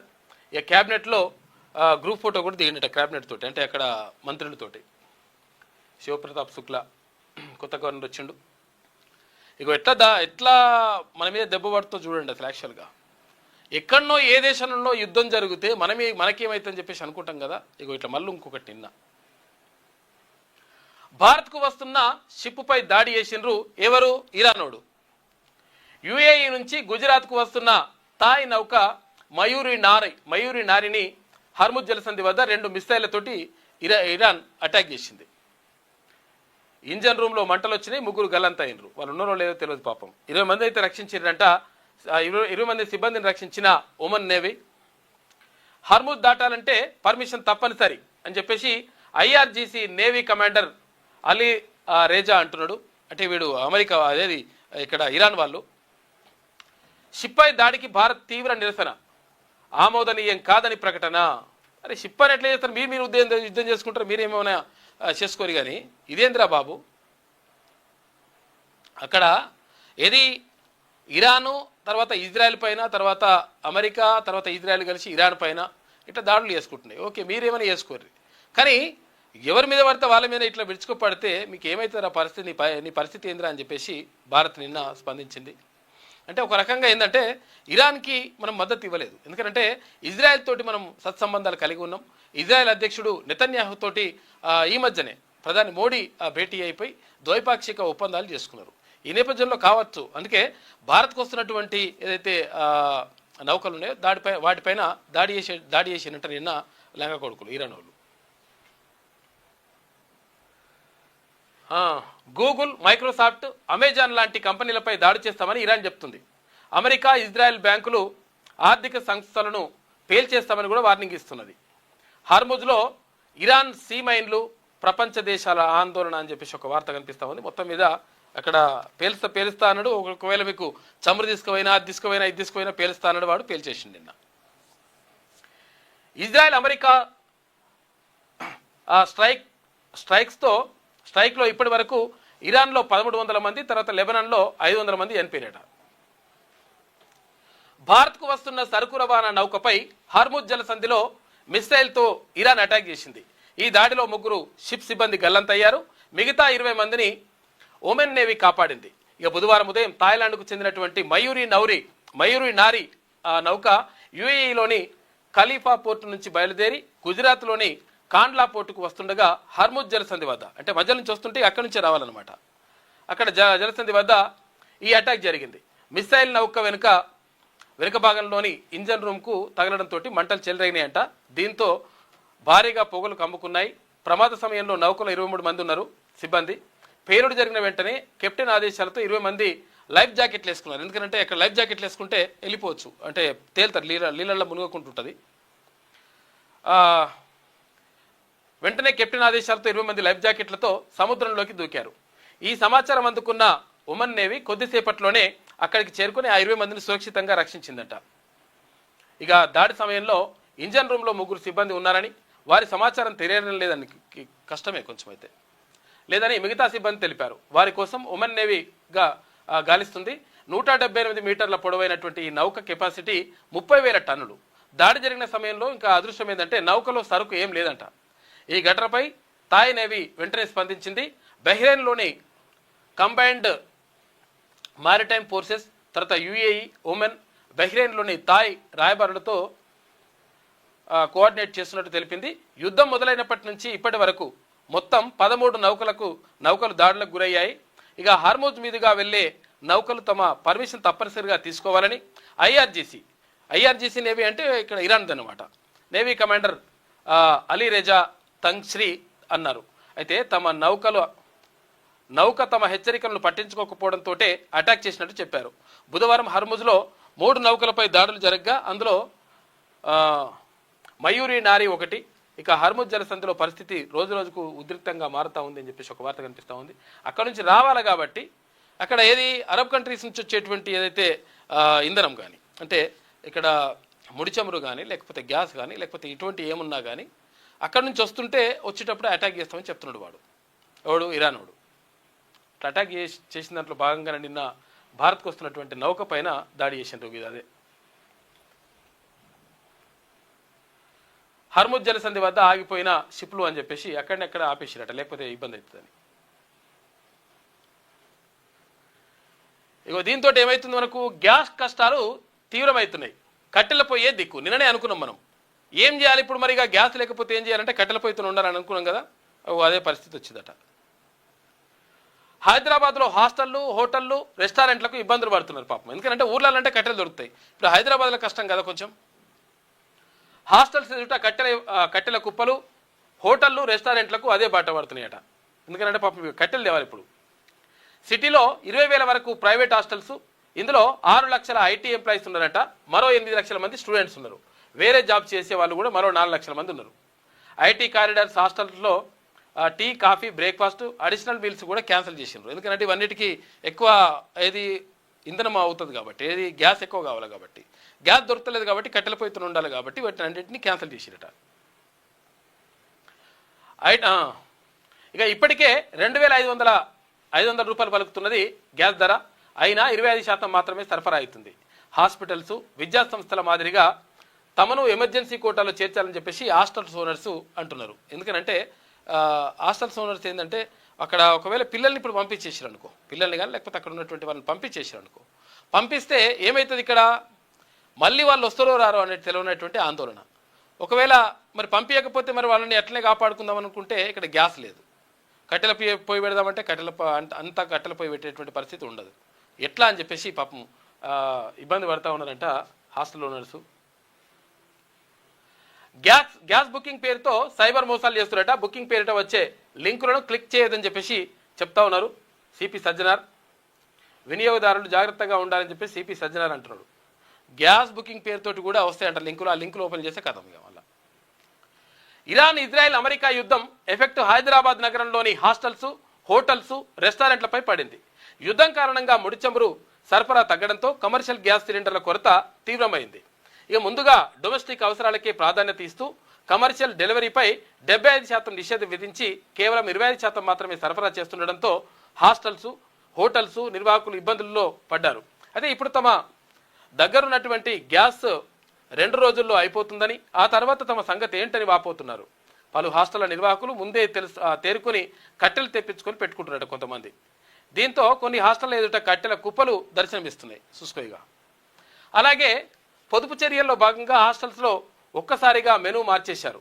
మొత్తం మీద ఇది అది అవన్నీ ఉంటాయి కదా, అవన్నీ కూడా మార్చేసి ఏది తక్కువ కట్టెల అవసరం ఉంటుందో, ఏది తక్కువ మంటతోటి అవుతుందో దాదే చేస్తారట. మార్నింగ్ బ్రేక్ఫాస్ట్ను బంద్ చేసినట్ట. బ్రేక్ఫాస్ట్ను బంద్ పెట్టారు. అధిక గ్యాస్ వినియోగం అయ్యేటువంటి ఆహార పదార్థాల తయారు నిలిపేశారు.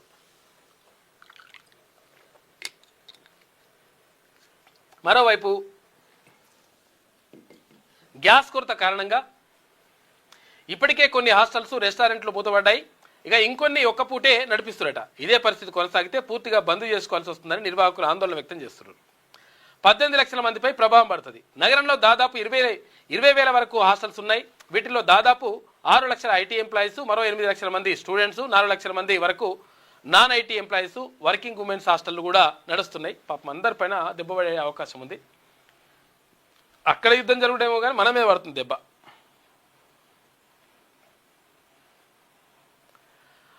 ప్రధాన జిల్లా కేంద్రాల చుట్టూ రింగ్ రోడ్లు హైదరాబాద్ నుంచి నిర్దేశిత సమయంలో చేరేలా ప్రణాళికలు చేస్తామని చెప్పేసి ముఖ్యమంత్రి అంటున్నాడు. ప్రభుత్వ శాఖలు ఈవీ వెహికల్స్నే కొనాలే. ఈవీ వెహికల్స్ అంటే ఎలక్ట్రానిక్ వెహికల్స్ని. బోధనాసుపత్రులు, పెద్ద ఆసుపత్రుల నిర్మాణాలు త్వరగా పూర్తి కావాలి.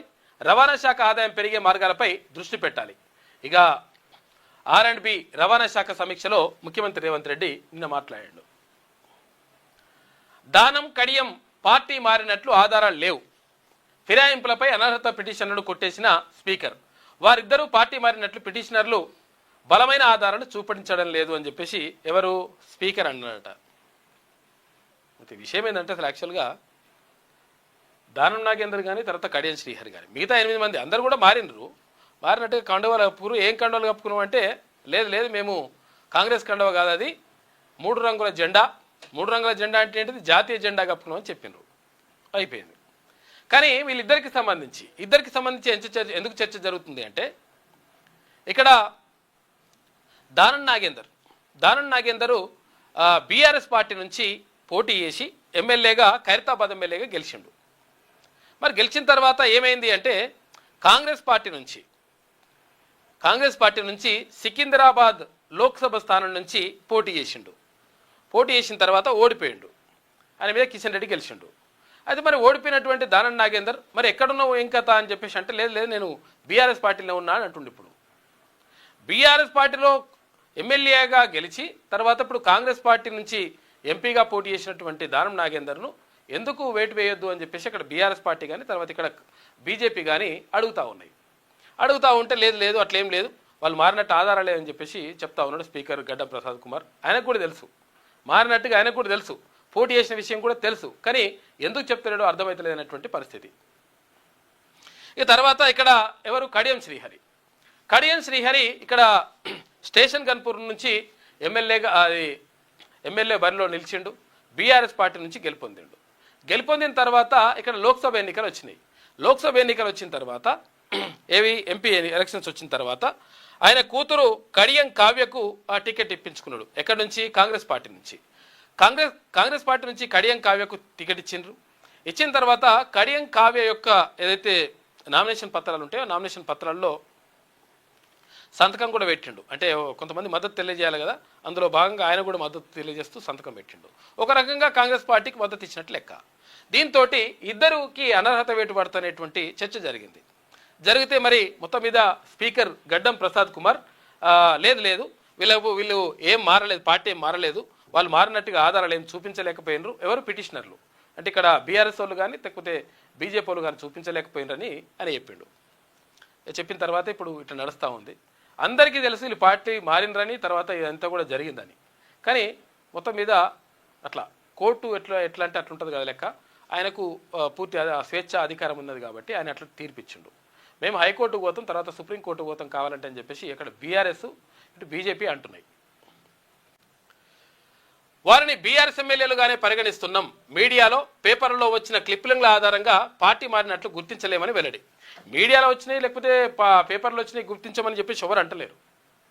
కానీ బీఆర్ఎస్ పార్టీ నుంచి గెలిచినటువంటి ఎమ్మెల్యేగా గెలిచినటువంటి దానం నాగేందర్ అది కాంగ్రెస్ పార్టీ నుంచి ఎంపీగా పోటీ చేసి ఆయన పార్టీ మారినట్టు కాదా?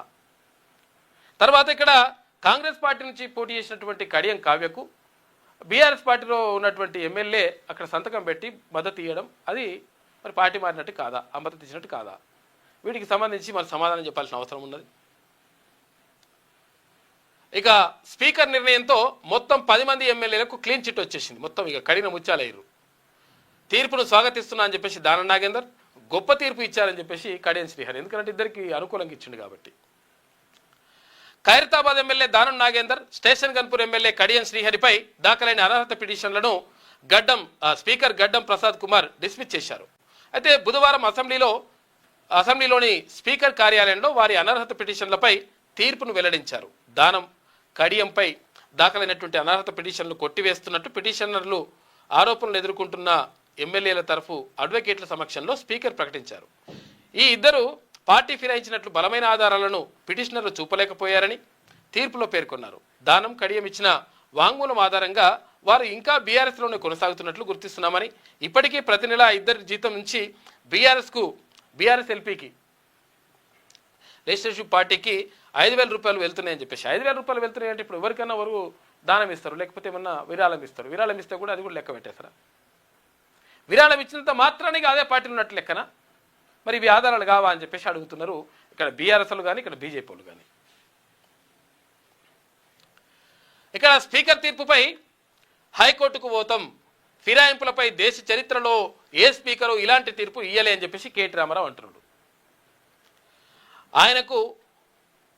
ఆయన్ను నడిపించిన కాంగ్రెస్ నేతలకు సన్మానం చేస్తాం. రాహుల్ ఒత్తిడితోనే ఫిరాయింపు ఎమ్మెల్యేలకు స్పీకర్ క్లీన్ చిట్ ఇచ్చిండట. ఈ తీర్పుతో దేశంలోనే రాహుల్ పెద్ద జోకర్గా మారిండు. ఇలాంటి జోకర్లకు తెలంగాణ ప్రజలే సమాధానం చెప్తారని చెప్పేసి కామెంట్ చేసిండు.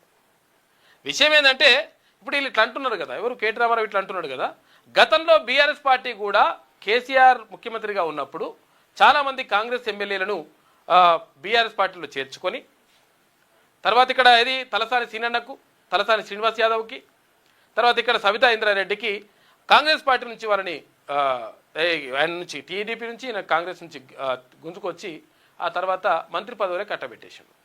ఎవరు? కేసీఆర్. మరి మీరు ఫిరాయించినట్టు కాదా అని చెప్పేసి ఇక్కడ మళ్ళా కౌంటర్లు వస్తున్నాయి. ఫిరాయింపులపై కేటీఆర్ మాట్లాడడం సిగ్గుచేటు. ఆయన హరీష్ రావు ఏం మాట్లాడినా ప్రజలు నమ్మే పరిస్థితిలో లేరు. పీసీసీ చీఫ్ మహేష్ కుమార్ గౌడ్ అంటున్నాడు, ఫైర్ అయ్యిండు. తలసాని సబితకు మంత్రి పదవులు ఇచ్చింది మర్చిపోయారా అని చెప్పేసి మంత్రి సీతక్క అడుగుతున్నాడు. ఇక ప్రజాస్వామ్యాన్ని కూని చేయడమే కడియం దానం అనర్హత పిటిషన్లను స్పీకర్ డిస్మిస్ చేయడం దారుణం అని చెప్పేసి బండి సంజయ్ అంటుండు కేంద్ర మంత్రి. శాసన వ్యవస్థే ఫిరాయింపులను ప్రోత్సహించినట్టుగా తీర్పు. ఇక హైకోర్టును ఆశ్రయిస్తాం, స్పీకర్ స్వతంత్రంగా వ్యవహరించాలని చెప్పేసి వ్యాఖ్యానించిండు అక్కడ కేంద్ర మంత్రి బండి సంజయ్. ఇక్కడ మళ్ళీ ఒకటి నడుస్తుంది. ఇక్కడనేమో స్పీకర్ని వీళ్ళు తప్పు పడుతున్నారు, ఎవరు? భారతీయ జనతా పార్టీకి సంబంధించినటువంటి ఎంపీ. ఇక్కడ ఏమంటుండు, ఎక్కడ లోక్సభలో ఏమంటున్నారు? కేంద్ర మంత్రి అమిత్ షా ఏమంటుండంటే స్పీకర్ను అవమానించడం ప్రజాస్వామ్యానికే అవమానం అంటున్నాడు. ఇక్కడ కాపాడుకునే ప్రయత్నం చేస్తారు. ఆయన విధేయతను ప్రతిపక్షాలు ప్రశ్నించడం దురదృష్టకరం అని చెప్పి అమిత్ షా అంటున్నాడు. లోక్సభ నిబంధనల ప్రకారం స్పీకర్దే తుది నిర్ణయమని వ్యాఖ్య. ఇక లోక్సభ స్పీకర్ ఓం బిర్లాపై ప్రతిపక్ష సభ్యులు అవిశ్వాస తీర్మానం వాయిస్ ఓటుతో తిరస్కరించింది సభ. నన్ను మాట్లాడనిస్తలే అని చెప్పేసి అంటున్నాడు ఎవరు? రాహుల్ గాంధీ. ఎక్కడ మాట్లాడనిస్తలే? ఎక్కడ? లోక్సభలో. లోక్సభ ఏదో ఒక రాజకీయ పార్టీది కాదు అని చెప్పేసి రాహుల్ గాంధీ ప్రధాని మోడీ కొన్ని శక్తులతో రాజీ పడ్డారని ఆరోపించాడు. ఇక రైతు పేరుతో 3వ డిస్కమ్ అంట తెలంగాణ రైతు పవర్ డిస్ట్రిబ్యూషన్ కంపెనీ లిమిటెడ్గా ఖరారు అయింది. 4 బోర్డ్ ఆఫ్ డైరెక్టర్ల నియామకం, ఇక రిజిస్ట్రేషన్, ఇతర ఫార్మాలిటీసేకు ఏర్పాట్లు చేస్తున్నట. నిన్న ఇగో వెలుగుమట్ల ఘటనకు సంబంధించి ఖమ్మం జిల్లా ఖమ్మంలో ఉన్నటువంటి వెలుగుమట్లలో జరిగినటువంటి ఘటనకు సంబంధించి బాధితులకు న్యాయం చేస్తూ ప్రభుత్వం నిర్ణయం తీసుకున్నది. వెలుగుమట్లలో పట్టాల పంపిణీ, ఇండ్లు కోల్పోయిన 311 మందికి అందజేత. ఇక డిసెంబర్ 9న సీఎం రేవంత్ రెడ్డి చేతుల మీదుగా గృహప్రవేశం చేయిస్తామని చెప్పేసి ఉప ముఖ్యమంత్రి బట్టి విక్రమార్క చెప్పిండు. భూ నిర్వాసితుల్లో అర్హులకు ఇండ్ల పట్టాలు, ఇందిరమ్మ ఇండ్లు మంజూరు చేస్తాం. డిప్యూటీ సీఎం బట్టి విక్రమార్క, మంత్రులు పొంగిలేటి, తుమ్మల నాగేశ్వరరావు ముగ్గురు మాట్లాడినారు. తర్వాత ఎమ్మెల్సీ తీన్మార్ మల్లన్న కూడా ఈ కార్యక్రమంలో ఉన్నాడు. కాబట్టి మొత్తం మీద వాళ్ళకు న్యాయం జరగాలని చెప్పేసి తీన్మార్ మల్లన్న డిమాండ్ చేసిండు. 100% న్యాయం ఒక రకంగా జరిగింది. కొంతమంది ఉన్నారంట వాళ్ళని కూడా పరిగణలోకి తీసుకుంటామని చెప్పేసి మంత్రులు చెప్పింది నిన్న. ఇక వాట్సాప్లో సర్కారు వైద్య సేవలట. అగో ఇది బాగుంది. చాట్ బాట్ ఆప్షన్ల ద్వారా ఓపీ రిజిస్ట్రేషన్, ఇతర సేవలు కూడా చేస్తారట. అడిగి పోయి మళ్ళీ కూర్చొని ఓపీ రిజిస్ట్రేషన్ చేసుకోవాలి అట్లేం కాకుండా వాట్సాప్లోనే కొట్టేస్తే సరిపోతాడట లెక్క.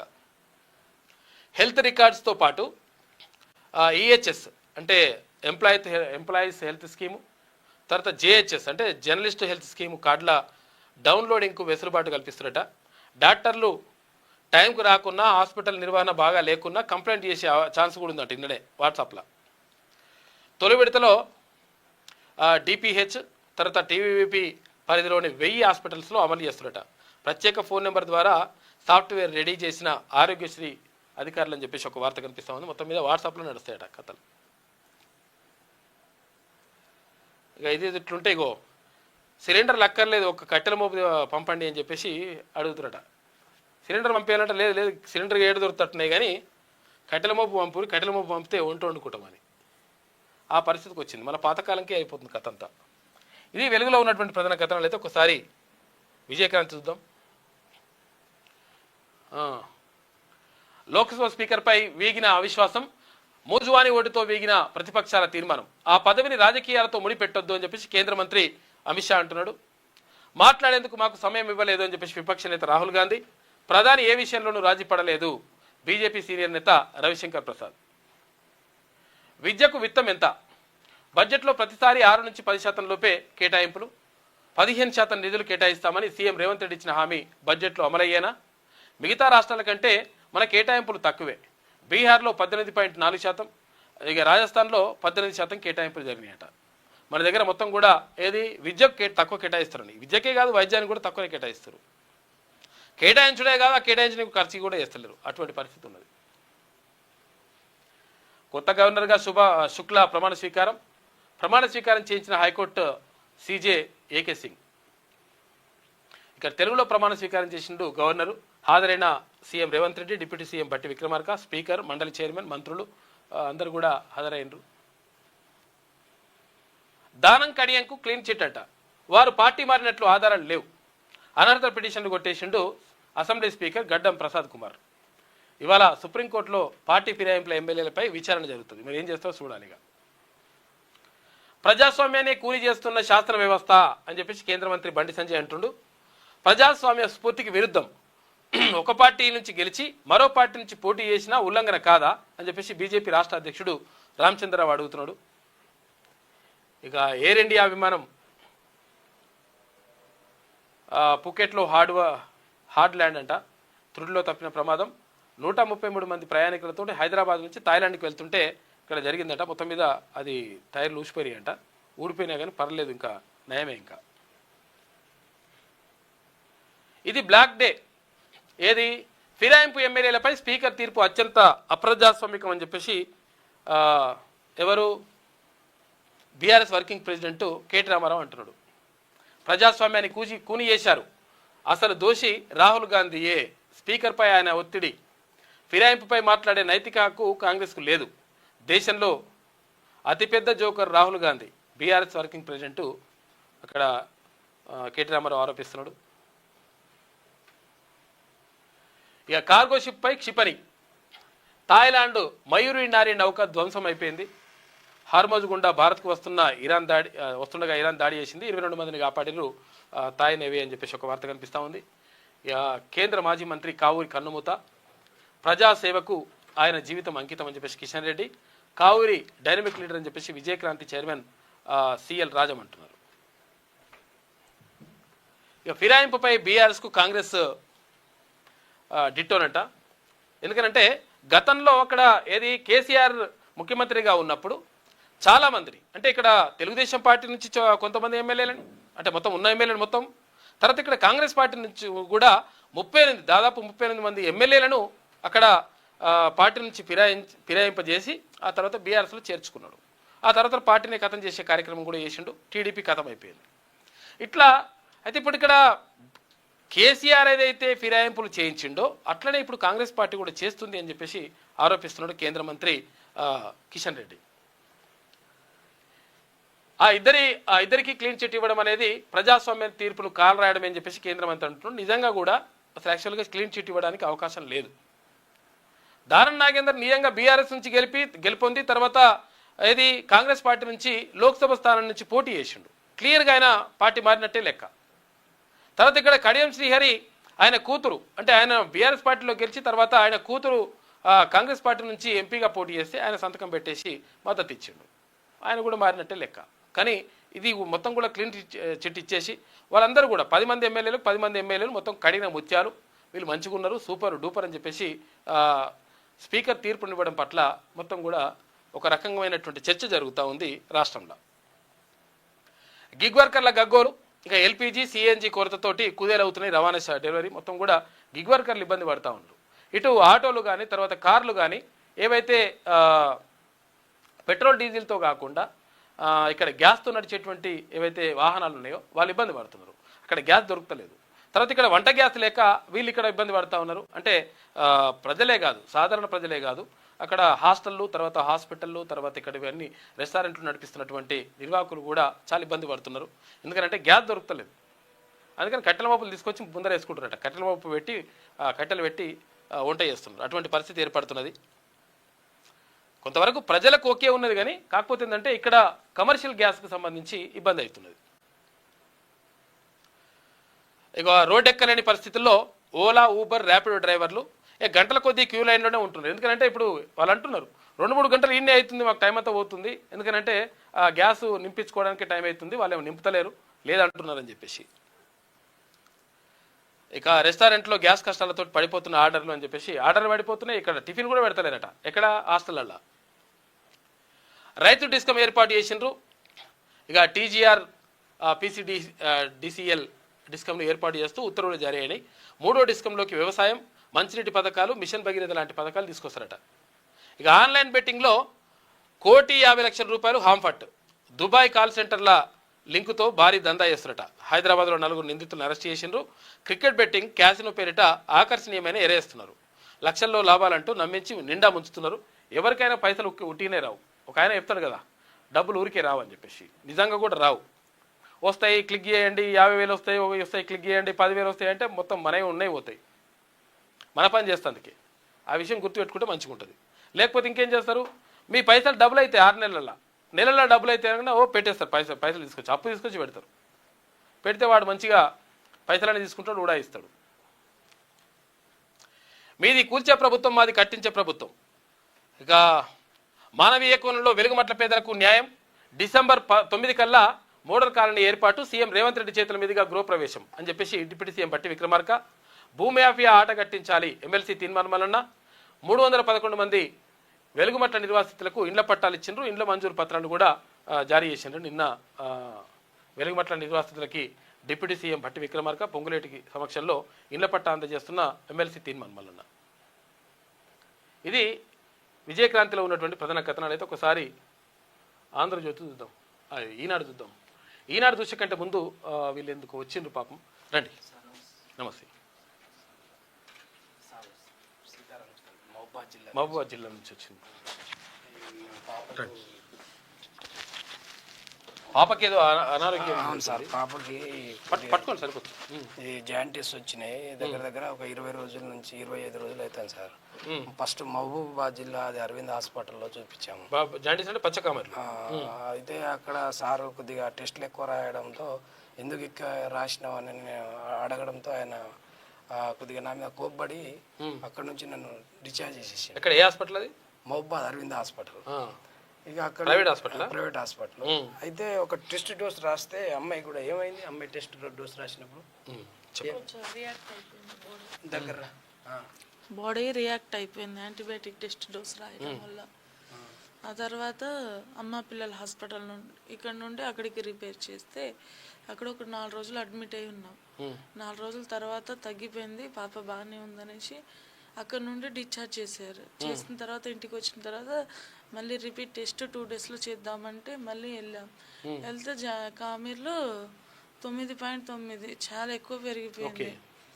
ఆ తర్వాత వాళ్ళు వెయిట్ చేయమంటే హాస్పిటల్లో ఆగలేదు, పాప ఏమైనా అయిపోతుందేమో అనేసి చూస్తా అంటే మొత్తం ఎల్లో కలర్లో అయిపోతుంది పాప. ఆ తర్వాత గవర్నమెంట్ హాస్పిటల్లో ఒక 4 రోజులు ఉన్నాం. గవర్నమెంట్ హాస్పిటల్లో పాప కామెర్లు ఎక్కువ ఉండి మన లివర్లో ఒక INR నెంబర్ ఉంటుందంట, ఆ నెంబర్ ఎక్కువ అయిపోతుంది రోజుకు రోజుకు. అక్కడ మా దగ్గర మెడిసిన్స్ లేవంటే హన్మకొండ ఐరా హాస్పిటల్కి వెళ్ళాను. అక్కడ ఒక నైట్ ఉంటే ఒక 40,000 అయిపోయినాయి.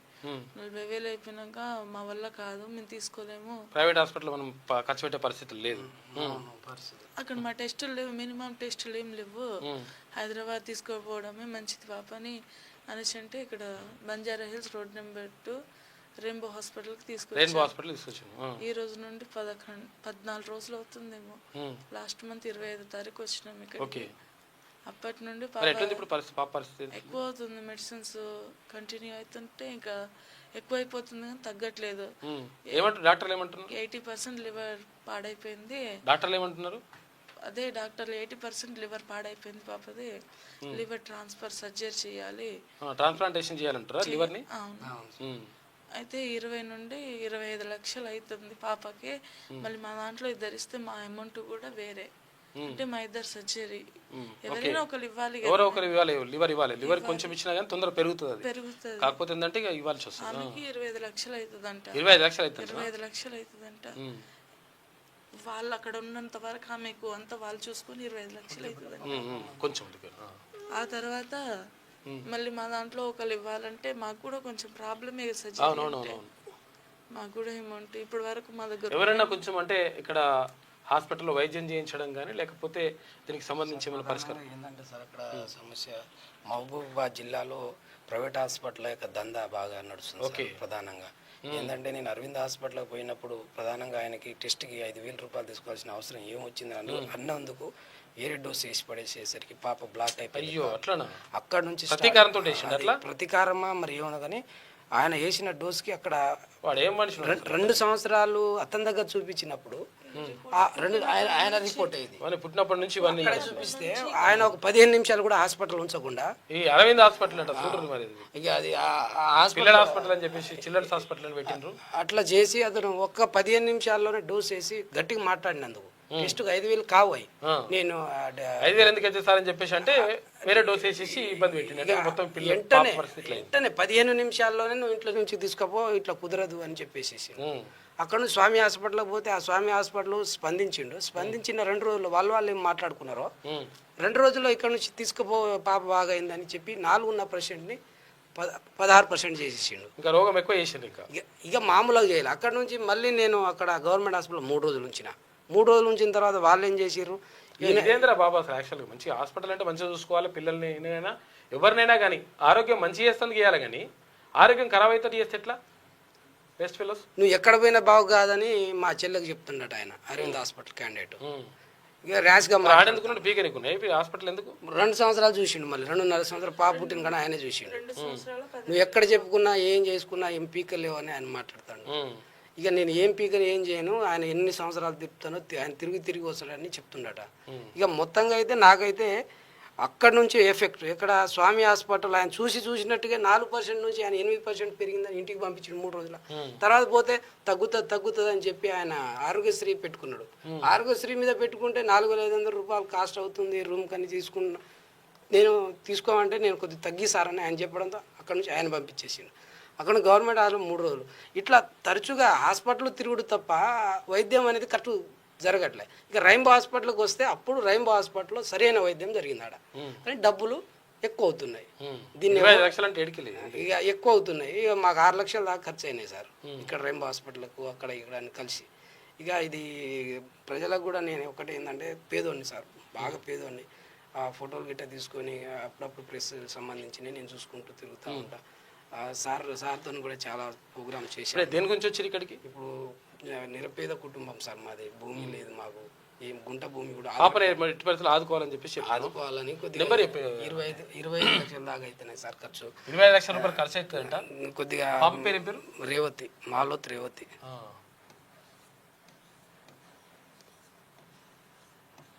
ఆర్థికంగా ఆదుకోవాలని నేను అందరినీ. మాలోత్ రేవతి పాప ఎన్ని సంవత్సరాలు? 3 సంవత్సరాలు. అవును సార్, 3 సంవత్సరాలు ఉన్నది. 2 సంవత్సరాలు.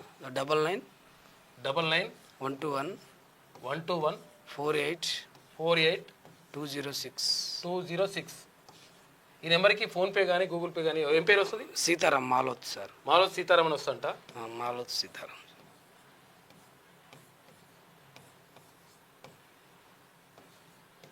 పేదలకు వైద్యం అందట్లేదు సార్ ఎక్కడ, చాలా ప్రాబ్లం. మరీ ముఖ్యంగా మహబూబాబాద్ జిల్లాలో ప్రైవేట్ హాస్పిటల్. మాలోత్ సీతారాం ఈ నెంబర్కి ఎవరైనా సహాయం చేసి ఉండేయండి, లేకపోతే వైద్యం చేయించినా పర్లేదు. కాకపోతే ఏంటంటే పాపం మా పాప ఆరోగ్యాన్ని కాపాడాలని చెప్పేసి పాపం తల్లిదండ్రులు ఇక్కడికి వచ్చేసిండ్రు. అంటే ఇప్పుడు ఆ హాస్పిటల్లో కూడా ఈ అరవింద్ హాస్పిటల్, విరవింద్ హాస్పిటల్ మరి అవన్నీ కూడా చూడాలి. దానిపైన కూడా ఏది ఇక్కడ ఎవరైతే వైద్య ఆరోగ్య శాఖ మంత్రి ఉన్నారో ఆయనను కూడా ఒకసారి మీకు లెటర్ పెట్టండి. పెట్టేసి దామోదర రాజనరసింహ గారు ఇటువంటి హాస్పిటల్ ఎవరైతే ఉంటారో లంగలు ఉంటారో ఆ లంగల హాస్పిటల్లో వాళ్ళ పని కూడా చేయాల్సిన అవసరం ఉన్నది. ఎందుకంటే పేదలకు మంచి చేసేటువంటి ప్రయత్నం చేయాలి, కానీ ఉన్న ఆరోగ్యాన్ని కూడా మొత్తం కూడా నాశనం చేసేటట్టుగా వేరే ఇంజక్షన్ ఇచ్చిందని చెప్పేసి ఆరోపిస్తున్నారు.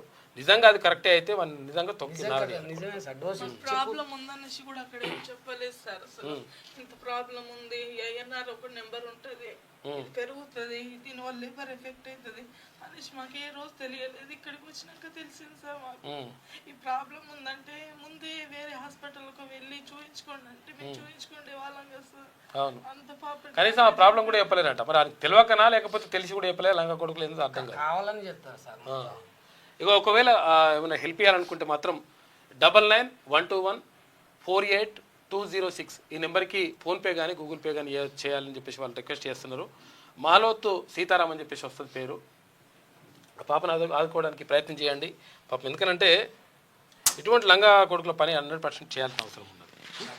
వాళ్ళ పని చేయాలి. ప్రధానంగా మహబూబాబాద్ జిల్లాలో ప్రైవేట్ హాస్పిటల్ ఆగడ పెద్దగా ఉంది సార్. మాకు కుంభకోణానికే తీస్తున్నారు, కానీ మాలాంటి పేదోళ్ళు పోతే దగ్గర కూడా రాని అని పరిస్థితిలో ఉంది. కాబట్టి పేదోళ్లకు గవర్నమెంట్ హాస్పిటల్ కూడా సహకరించట్లేదు. ఎందుకంటే వాళ్ళకి టెస్టులకు సంబంధించింది కూడా సరైన టెస్ట్ రాకపోవడం ఇదంతా బాధాకరమైన విషయం సార్. వైద్యానికి విద్యకి ఇవ్వాల్సిన మాకు రెండే ఇవ్వండి అని మేము పేదవాళ్ళగా అడుగుతున్నాం సార్. ఇదే కాదు సార్, తెలంగాణ రాష్ట్రం మొత్తం ఇదే పరిస్థితి ఉంది సార్. కానీ పేదోడిగా నేను అడుగుతున్నా, నాకు ఆ గూగుల్ పే ఫోన్పే ఏమైనా ఉంటే కొద్దిగా చేయండి. మా పాపకి 25 లక్షల రూపాయల ఖర్చు రైంబో హాస్పిటల్ అవుతుందండి. ఎంతో ఏడిచి నా కళ్ళన్నీ పోయినాయండి. దయచేసి మా పాపని బతికించండి. 25 లక్షల రూపాయలు ఖర్చు అవుతుంది. ఎవరైనా సరే ఒక్క 500, 1000, 5000 మీ ఇష్టం వచ్చినంత మా పాపని కేటాయించి ఇవ్వండి అండి. దయచేసి మీకు ముక్కి చెప్తున్నా అండి. అది పరిస్థితి. పాపం పాప ఆరోగ్యం తొందరగా కోరుకోవాలని చెప్పేసి కోరుకుందాం. ఈనాడు దినపత్రికను చూసుకుంటే హార్మోజ్లో అగ్గి, ఇరాన్ మైన్ లేయింగ్ నౌకపై అమెరికా తీవ్ర దాడులు చేసింది. ప్రతిగా 3 రవాణా షిప్లను ధ్వంసం చేసింది ఇరాన్. వాటిలో భారత్కు వస్తున్న థాయ్ నౌక 3 సిబ్బంది గల్లంతయ్యారు. ఒమన్ పోర్టులో చమురు ట్యాంకర్లపైన దాడి జరిగింది. ఇక ఇరాన్ లెబనాన్పై కొనసాగిన ఇజ్రాయెల్ దాడులు, గల్ఫ్ దేశాలపై ఇరాన్ డ్రోన్లు వేసిందంట. క్షిపణులు, మళ్ళీ పడిపోయిన స్టాక్ మార్కెట్లు. ఇవన్నీ జరుగుతుంటాయి, యుద్ధం జరుగుతుంటే స్టాక్ మార్కెట్లు పడిపోతుంటాయి. ఇరాన్లో ఇక లక్ష్యాలేమి మిగలలేదని చెప్పేసి ట్రంప్ అంటున్నాడు. త్వరలో యుద్ధాన్ని ముగిస్తామని చెప్పేసి అమెరికా అధ్యక్షుడు చెప్తున్నాడు. ఈ ముగించడం ఏందో కథ ఏందో కానీ ఇదంతా ఆగమవుతుంటారు ఆయన. ఇక స్పీకర్పై వీగిపోయిన అవిశ్వాసం మూజువాని ఓటుతో తిరస్కరించింది లోక్సభ స్పీకర్ ఓం బిర్లాపై విపక్షాలు ప్రవేశపెట్టిన అవిశ్వాస తీర్మానం వీగిపోయింది.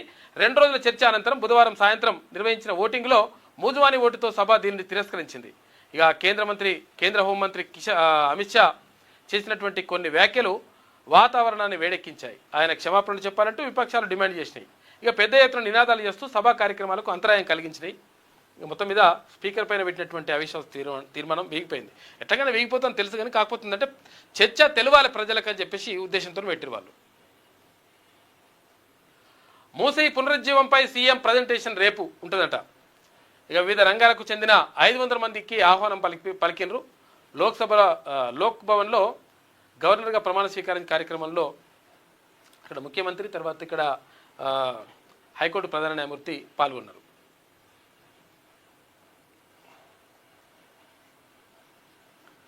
₹7,000 కోట్లతో అభివృద్ధి ప్రణాళిక చేస్తామని చెప్పేసి ముఖ్యమంత్రి అంటున్నాడు. ఇక ప్రజాస్వామ్య వ్యవస్థలో చీకటి అధ్యాయం దానం కడియంకు క్లీన్ చిట్పై కేంద్ర మంత్రి కిషన్ రెడ్డి ధ్వజమెత్తిండు. ఇక స్పీకర్ తీర్పు వెనుక ఆలోచన రాహుల్ దే అనర్హత పిటిషన్ల డిస్మిస్పై కేటీఆర్ వ్యాఖ్య హైకోర్టుకు వెళ్తామని కేటీఆర్ చెప్పిండు. ఇక పేలిన ఎయిర్ ఇండియా విమానం టైరు హైదరాబాద్ నుంచి థాయిలాండ్లో దిగుతుండగా ఘటన జరిగిందంట. ఎయిర్ ఇండియా విమానం టైర్ వలిగిపోయిందంట. నయమే, ఇంకొవరికి ఏం కాలే. దానం కడియంపై అనర్హత పిటిషన్లు డిస్మిస్ చేసిండ్రు ఎవరు? స్పీకర్ గడ్డం ప్రసాద్ కుమార్. తీర్పు వెల్లడించిన స్పీకర్ గడ్డం ప్రసాద్ కుమార్ పార్టీ మారినట్లుగా ఆధారాలు లేవని స్పష్టీకరణ. భరోసా ఫిర్యాదు చేసిన 10 మంది ఎమ్మెల్యేలకు క్లీన్ చిట్ ఇచ్చేసిండు. కారుణ్య మరణానికి సుప్రీంకోర్టు అనుమతి. 13 ఏళ్లుగా కోమాలోనే ఇక హరీష్ రాణా ఉన్నాడు. తల్లిదండ్రుల విజ్ఞప్తితో అన్ని అంశాలు పరిశీలించి నిర్ణయం తీసుకున్నారు. కారుణ్య మరణం అంటే ఏంటిది? నేను చచ్చిపోతా లేకపోతే మా వాళ్ళని చంపేయండి, చచ్చిపోవడానికి అవకాశం ఇవ్వండి అని చెప్పేసి ఒక రిక్వెస్ట్ పెట్టుకుంటారు. దాన్నే కారుణ్య మరణానికి అవకాశం ఇవ్వని చెప్పేసి రిక్వెస్ట్ పెట్టుకుంటారు. అయితే ఇక్కడ కారుణ్య మరణానికి అవకాశం ఇవ్వాలని చెప్పేసి వాళ్ళు రిక్వెస్ట్ పెట్టినట. ఎందుకు అంటే బాగా విపరీతమైనటువంటి నొప్పితోనో విపరీతమైనటువంటి దీర్ఘకాలికమైనటువంటి వ్యాధితోటో బాధపడతా ఉంటే వాళ్ళు తల్లడిల్లుతూ ఉంటే చూడలేక కారుణ్య మరణానికి దరఖాస్తు పెట్టుకుంటారు. అంటే చచ్చి అంటే బతికి ఇంత ఇబ్బంది పడడం కంటే చనిపోయిందే నయము అని చెప్పేసి అనుకుంటారు కుటుంబ సభ్యులు. కొంతమంది బాధ అట్లుంటుంది. కాబట్టి అటువంటి బాధపడుతున్నటువంటి హరీష్ రాణా అటువంటి వ్యక్తికి సంబంధించి ఆ తల్లిదండ్రులకు ఓకే చెప్పిందట సుప్రీంకోర్టు. అంటే కారుణ్య మరణం అంటే ఏంటంటే ఒక ఇంజక్షన్ ఇచ్చి చంపేస్తారనమాట. ఎందుకంటే బతికి అంత తలడిల్లి తర్వాత ఇంత హింస పడడం కంటే చనిపోయింది నయం అని చెప్పేసి అనుకుంటారంట. దానికి ఓకే అయిపోయింది సుప్రీంకోర్టు. అమెరికాలో రిలయన్స్ భారీ పెట్టుబడులు పెడతా ఉందని చెప్పేసి ఒక వార్త కనిపిస్తూ ఉంది. ఇక కావూరు ఇక లేరు. ఆసుపత్రిలో చికిత్స పొందుతూ కేంద్ర మాజీ మంత్రి సాంబశివరావు మృతి.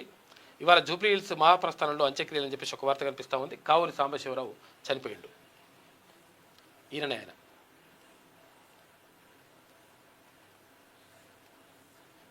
ఇది ఈనాడులో ఉన్నటువంటి ప్రధాన కథనాలు. అయితే ఒకసారి ఆంధ్రజ్యోతి చూద్దాం. ఫరూక్ అబ్దుల్లాపై కాల్పులు త్రుటిలో తప్పించుకున్న జమ్మూ కాశ్మీర్ మాజీ సీఎం. ఇక జమ్మూలో వివాహ కార్యక్రమానికి హాజరైనట్ట ఫరూక్ అబ్దుల్లా. ఆయన మీద కాల్పులు జరిపిండ్రు. తుది దశకు డీజీపీ ఎంపిక ప్రక్రియ. ఢిల్లీలో ఎంపిక కమిటీ కీలక సమావేశం నిర్వహించినట. హాజరైన సిఎస్ రామకృష్ణారావు. పరిశీలనలో సివి ఆనంద్ సహా 4 పేర్లున్నాయట. డీజీపీ కొత్త డీజీపీ. దానం కడియంకు క్లీన్ చిట్. అనర్హత పిటిషన్ డిస్మిస్ చేసిండు స్పీకర్ గడ్డం ప్రసాద్ కుమార్. ఇక స్పీకర్పై హైకోర్టుకు వెళ్తామని చెప్పి తీర్పుపై హైకోర్టుకు వెళ్తామని చెప్పేసి బండి సంజయ్ అంటున్నాడు. ఇక స్పీకర్ నిర్ణయాన్ని సుప్రీంకోర్టు కూడా ప్రశ్నించలేదు. లోక్సభ స్పీకర్పై అవిశ్వాస తీర్మానంలో విపక్షాలు ప్రజాస్వామ్య పునాదినే ప్రశ్నించాయి. కేంద్ర హోంమంత్రి అమిత్ షా అంటున్నాడు. మాట్లాడేందుకు అవకాశం ఇవ్వలేదని చెప్పేసి రాహుల్ గాంధీ అంటే ఓం బిర్లాపై వేగింది అవిశ్వాస తీర్మానం. ఇరాన్పై యుద్ధం త్వరలో ముగుస్తుంది. ఆ దేశంలో టార్గెట్ చేయడానికి ఇక ఏం లేదు అని చెప్పేసి అంటున్నాడు ట్రంప్. గవర్నర్గా శివప్రతాప్ శుక్లా నిన్న ప్రమాణ స్వీకారం చేసిండు. తెలుగులో ప్రమాణం చేసిన గవర్నర్ రాష్ట్రాన్ని అభివృద్ధి పదంలో తీసుకెళ్దామని పిలుపునిచ్చిండు. ఇక బ్లాక్లో వాణిజ్య గ్యాస్ ఏది ఇక్కడ కమర్షియల్ గ్యాస్ ఉంటుంది కదా, బ్లాక్లో అమ్ముతున్నట. 3,500 నుంచి 4,000కు చేరిన సిలిండర్. సోలాపూర్ ఇతర ప్రాంతాల నుంచి దిగుమతి. అధిక ధరలకు కొనలేక పలువురు హోటళ్లు మూతపడ్డాయట. ప్రభుత్వ ఆసుపత్రుల్లో రోగులకు డైట్ కష్టాలు, రాష్ట్ర వ్యాప్తంగా పలు ఆలయాల్లో ప్రసాదాల తయారీ, నిత్యాన్నదానాలకు తీవ్ర ఇబ్బంది పడుతున్నారు. యాయరిగుట్టలో 4 రోజులకు సరిపడా నిల్వలున్నాయంట. ఏది గ్యాసు అంతరాయం లేకుండా సరఫరా చేయాలని గ్యాస్ ఏజెన్సీలకు దేవాదాయ శాఖ లేఖను రాసింది. రాజధాని హైదరాబాద్లో కట్టెలకు డిమాండ్ పెరిగిందట. ఎందుకంటే గ్యాస్ దొరకలేదు కాబట్టి. ఏపీలో హోటళ్లకు ప్రతి సోమవారం హాలిడే. త్వరలో జొమాటో, స్విగ్గీ బంద్ చేస్తారట. అయోధ్య రాముడి వంటగదికి గ్యాస్ సెగ.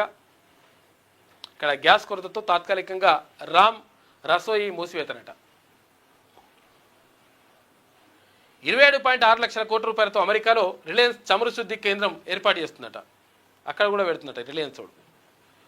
అమెరికా ఫస్ట్ రిఫైనరీ సంస్థలో ఒప్పందం. ఇటు రోజుకు 1.6 లక్షల బ్యారెన్ల శుద్ధి సామర్థ్యం ఉన్నదంట. ఇది ప్రపంచంలోనే అత్యంత శుభ్రమైన రిఫైనరీ. డొనాల్డ్ ట్రంప్ కితాబ్ ఇచ్చిండు. రిలయన్స్ పేరెత్తకుండా ఒప్పందాన్ని ధృవీకరించింది ఏఎఫ్ఆర్ అంట.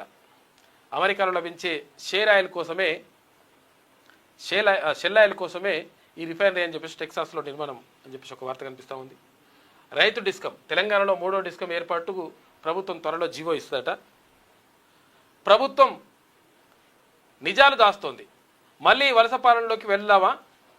ఒక దేశాధినేత హత్యను ఖండించలేని పరిస్థితుల్లో మన ప్రధాని ఉన్నాడు. రష్యా చమురు కొనడానికి మనకు అనుమతి ఇచ్చేందుకు ట్రంప్ ఎవరు? మోదీ సర్కార్ విధానాలతో అంతర్జాతీయంగా ఒంటరి అయ్యాం. ఏబిఎన్ ఆంధ్రజ్యోతి డైరెక్టర్ కోగంటి భానుప్రకాష్ తోటి యోగేంద్ర యాదవ్ నిన్న ఇంటర్వ్యూ ఇచ్చినట. పద్ధతి మారకపోతే కాంగ్రెస్కు టాటా చెప్తా అని చెప్పేసి సిపిఐ ఎమ్మెల్యే అంటున్నాడు. మిత్రధర్మం పాటించడం లేదు, ఒంటరిగానే ఎంపీటీసీ జెడ్పీటీసీ ఎన్నికల్లో బరిలోకి దిగుతామని చెప్పేసి అంటున్నది సిపిఐ. మితిమీరిన రాజకీయ జోక్యంతో నష్టాల్లోకి సింగరేణి సంస్థ శ్వేతపత్రం విడుదల చేయాలి, యుద్ధంపై మోడీ మౌనం వీడాలి. సిపిఐ రాష్ట్ర కార్యదర్శి కూనంనేని అంటున్నాడు. ఇక్కడ విమానం ల్యాండ్ అవుతుండగా ఓడిన చక్రాలు ఊడిపోయినాయంట. హైదరాబాద్ నుంచి థాయిలాండ్ ఎయిర్ ఇండియా విమానానికి తప్పిన ముప్పు, ప్రయాణికులు సురక్షితంగా ఉన్నట్టు నయం. ఇంకా ప్రతి జిల్లాకు రింగ్ రోడ్డు, వాటిని హైవేలకు అనుసంధానించాలి. సాధ్యాసాధ్యాలను అధ్యయనం చేయండి. ప్రభుత్వ శాఖలు ఇకపై ఎలక్ట్రిక్ వాహనాలు మాత్రమే కొనుగోలు చేయాలి. రోడ్డు సెక్టార్ పాలసీ 2047కు అనుగుణంగా రోడ్ల అభివృద్ధి ప్రణాళికలు రూపొందించాలని చెప్పి సీఎం చెప్తున్నాడు. మూసీ ఆహ్వానం. రేపు ప్రజాప్రతినిధులు, మేధావులు, పార్టీ నేతలతో సీఎం సమావేశం నిర్వహిస్తున్నాడు. మూసీ రివర్ ఫ్రంట్ ప్రాజెక్టుపై వివరించనున్న సీఎం పవర్ పాయింట్ ప్రజెంటేషన్ చేస్తారంట మూసీ పైన. ఉద్యోగులకు పార్ట్ టైం బీటెక్ అంట. ఏది ఇప్పుడు బీటెక్ చేయాలనుకున్న ఒకవేళ మరి ఉద్యోగం చేసుకుంటే చేయాలి ఎట్లా అంటే పార్ట్ టైం ఉంటుంది. ఎట్లా? సాయంత్రం పూట. రాష్ట్రంలోని 12 ప్రైవేటు ఇంజనీరింగ్ కళాశాలకు అనుమతి, ఆసక్తి చూపని జేఎన్టీయు, ఉస్మానియా పార్ట్ టైం కూడా చేస్తున్నట్టు. అట్లా కూడా వెలుగుమట్లలో మోడల్ కాలనీ. డిసెంబర్ 9న సీఎంతో గృహప్రవేశాలు. డిప్యూటీ సీఎం బట్టి విక్రమార్క, మంత్రి తుమ్మల, తర్వాత పొంగులేటి శ్రీనివాసరెడ్డి. ఇల్లు కూల్చిన వెలుగుమట్లలోనే 311 మందికి స్థలాలు, ఇంద్రమ్మ ఇండ్లు. మరో 101 మందికి వారి వారి మండలాల్లో స్థలాలు, ఇల్లు మంజూరు చేసిండ్రు, పత్రాలు అందజేసిండ్రు మంత్రులు. కావూరి సాంబశివరావు కన్నుమూత. బెయిన్ స్ట్రోక్ నేపథ్యంలో చికిత్స తీసుకుంటుండగా విషమిచ్చిందంట ఆరోగ్యం. ఇవాళ హైదరాబాద్లో అంత్యక్రియలు ఉంటాయి. ఎంపీగా 5 సార్లు ప్రాతినిధ్యం వహించిండు. యూపీఏ క్యాబినెట్లో కేంద్ర మంత్రి కూడా అయ్యిండు. ఏపీ విభజనకు నిరసనగా 2014లో రాజీనామా చేసిండు. సాంబశివరావు కావూరి. ఇది ఇక్కడ ఆంధ్రజ్యోతిలో ఉన్నటువంటి ప్రధాన కథనాలు అయితే ఒకసారి శనార్థి తెలంగాణ చూద్దాం. కాంగ్రెస్ యుద్ధం పేరుతో నన్ను దూషిస్తోంది, అనవసర రాజకీయాలకు పాల్పడుతోంది. గల్ఫ్ దేశాల్లో చిక్కుకున్న భారతీయుల రక్షణే మాకు ప్రాధాన్యం. ప్రతిపక్షాలు ఈ సంక్షోభాన్ని రాజకీయ లబ్ధి కోసం వాడుకుంటున్నాయి. కాంగ్రెస్ యువరాజు బాధ్యతారహితంగా మాట్లాడుతున్నాడు. దేశ యువతపై ఆయనకు అవగాహన లేదు అని చెప్పేసి ప్రధానమంత్రి నరేంద్ర మోడీ అంటున్నాడు. బాధితులకు పట్టాభిషేకం. ఎమ్మెల్సీ తీర్మానం పోరాటం సక్సెస్. 311 మందికి ఇండ్ల పట్టాల పంపిణీ. కూల్చిన చోటే పట్టాలు, గెలిచిన దోపిడీ పోరాటం. అయితే ఇక్కడ లబ్ధిదారులపై పైసా భారం పడొద్దు, డబుల్ బెడ్రూమ్ కంటే ఎక్కువ ఇవ్వాలి, బాధితులకు పూర్తిస్థాయి పునరావాసం కల్పించాలి, మిగిలిన బాధితులకు ఎట్లా న్యాయం చేస్తారో చెప్పాలి. నివాసం కోల్పోయిన ప్రతి ఒక్కరికి ఆదుకోవాలి. ఇక పేదల పట్ల మానవతా దృక్పథం అవసరం. నా దగ్గర పక్కా ఆధారాలు ఉన్నాయి. భూబకాసురులపై పీడీ యాక్ట్ పెట్టాలి. టీఆర్పీ అధినేత ఎమ్మెల్సీ తీర్మాన్ మల్లన్న నిన్న ఖమ్మంలో వెలుగుమట్లలో పట్టాల పంపిణీ కార్యక్రమంలో పాల్గొన్నాడు, మాట్లాడాడు. సుదీర్ఘ పోరాటం తర్వాత ఖమ్మం వెలుగుమట్ల బాధితులకు ఎట్టకేలకు న్యాయం చేకూరింది. తెలంగాణ రాజ్యాధికార పార్టీ అధినేత ఎమ్మెల్సీ తీర్మాన్ మల్లన్న పోరాటంతో వెలుగుమట్ల బాధితుల్లో వెలుగులు నిండాయి. ఇక తాజాగా ఇండ్ల స్థలాలు కోల్పోయి రోడ్డున పడ్డ నిర్వాసితులకు ప్రభుత్వం అధికారికంగా ఇళ్ల పట్టాలను మంజూరు చేసింది. ఈ కార్యక్రమంలో పాల్గొన్న గ్రాడ్యుయేట్స్ ఎమ్మెల్సీ తీర్మాన్ మల్లన్న బాధితుల కష్టాలను గుర్తు చేసుకుంటూ భావోద్వేగానికి లోనయ్యారు. వెలుగుమట్లలో ఇల్లు కూల్చివేతకు గురైనటువంటి సమయంలో బాధితులు పడ్డ అవస్థలు, ఆ సమస్యలపై మల్లన్న చేసిన పోరాటాన్ని వివరించారు. ఈ సందర్భంగా తీర్మాన్ మల్లన్న మాట్లాడుతూ వెలుగుమట్లలో ఇండ్ల స్థలాలను కూల్చివేయడంతో నిర్వాసితులుగా మారిన కుటుంబాలను తాను స్వయంగా వెళ్లి పరామర్శించానన్నారు. పునరావాసం లేక అంబేద్కర్ భవన్లో ఆశ్రయం తీసుకుని జీవిస్తున్న బాధితులను కలిసి వారి పరిస్థితులని తెలుసుకున్నానని తెలిపారు. అనంతరం జిల్లా కలెక్టర్ను కలిసి భూదాన్ భూముల విషయంలో భూబకాసురుల ముఠాలు చేస్తున్న అక్రమాలపై కఠిన చర్యలు తీసుకోవాలని వినతిపత్రం సమర్పించినట్టు చెప్పారు. ఇక బాధితుల నుంచి అక్రమంగా డబ్బులు వసూలు చేసిన వారిపై కేసులు నమోదు చేసి అవసరమైతే పీడీ యాక్ట్ కింద చర్యలు తీసుకోవాలని కలెక్టర్ను సైతం కోరినట్టు గుర్తు చేశారు. అయితే ఇక్కడ బాధితులకు ప్రజాప్రతినిధిగా ప్రభుత్వంతో మాట్లాడి వారి భూములు తిరిగి వారికి వచ్చే వరకు పోరాటం కొనసాగిస్తానని హామీ ఇచ్చానని మల్లన్న తెలిపారు. ఇవాళ ఆ పోరాటానికి ఫలితంగా ప్రభుత్వం బాధితులకు పట్టాలు మంజూరు చేయడం సంతోషకరమని చెప్పారు తీర్మాన్ మల్లన్న. కన్నీటి గాథను గుర్తు చేసుకున్న మల్లన్న కూల్చివేతల సమయంలో అక్కడికి వచ్చిన నేపథ్యంలో ఖమ్మం కలెక్టరేట్ సమీపంలో ఒక చెట్టు కింద భోజనం చేస్తుండగా మానసిక వికలాంగులైన కొడుకును పట్టుకొని ఓ తల్లి తన వద్దకు వచ్చిందని గుర్తు చేశారు. సార్, మీరు వెలుగుమట్ల బాధితుల కోసమే వచ్చారా? నేను కూడా బాధితురాలిని. రామయ్య అనే వ్యక్తి నా దగ్గర ₹1,00,000 వసూలు చేశాడు. నేను ఇక్కడే వాచ్మెన్గా పనిచేస్తున్నానంటూ ఆ తల్లి తన బాధను చెప్పుకుందన్నారు. ఆమె పేరు శైలజ అని గుర్తు చేశారు. మానసిక వైకల్యంతో బాధపడుతున్న కొడుకును ఆసుపత్రిలో చూపించడానికి కూడా పైసలు లేని పరిస్థితుల్లో ఆమె ₹1,00,000 ఇచ్చింది వానికి, దొంగ కొడుకు. వాడిని పట్టుకొని 100% వానిపైన కూడా కేసు నమోదు చేయాలి, ఆ పైసలు రికవరీ చేయాలి. తర్వాత ఆ శైలజ అనేటువంటి ఆ పెద్ద మనిషికి ఆమెకు కూడా ఇళ్ల పట్టాలు ఇవ్వాలని చెప్పేసి డిమాండ్ చేసిండు తీర్మాన్ మల్లన్న. మంత్రులు కూడా సానుకూలంగా స్పందించారు దానిపైన, ఆ విషయం పైన. తెలంగాణ కొత్త గవర్నర్గా శివప్రతాప్ శుక్లా నిన్న ప్రమాణం చేసిండు.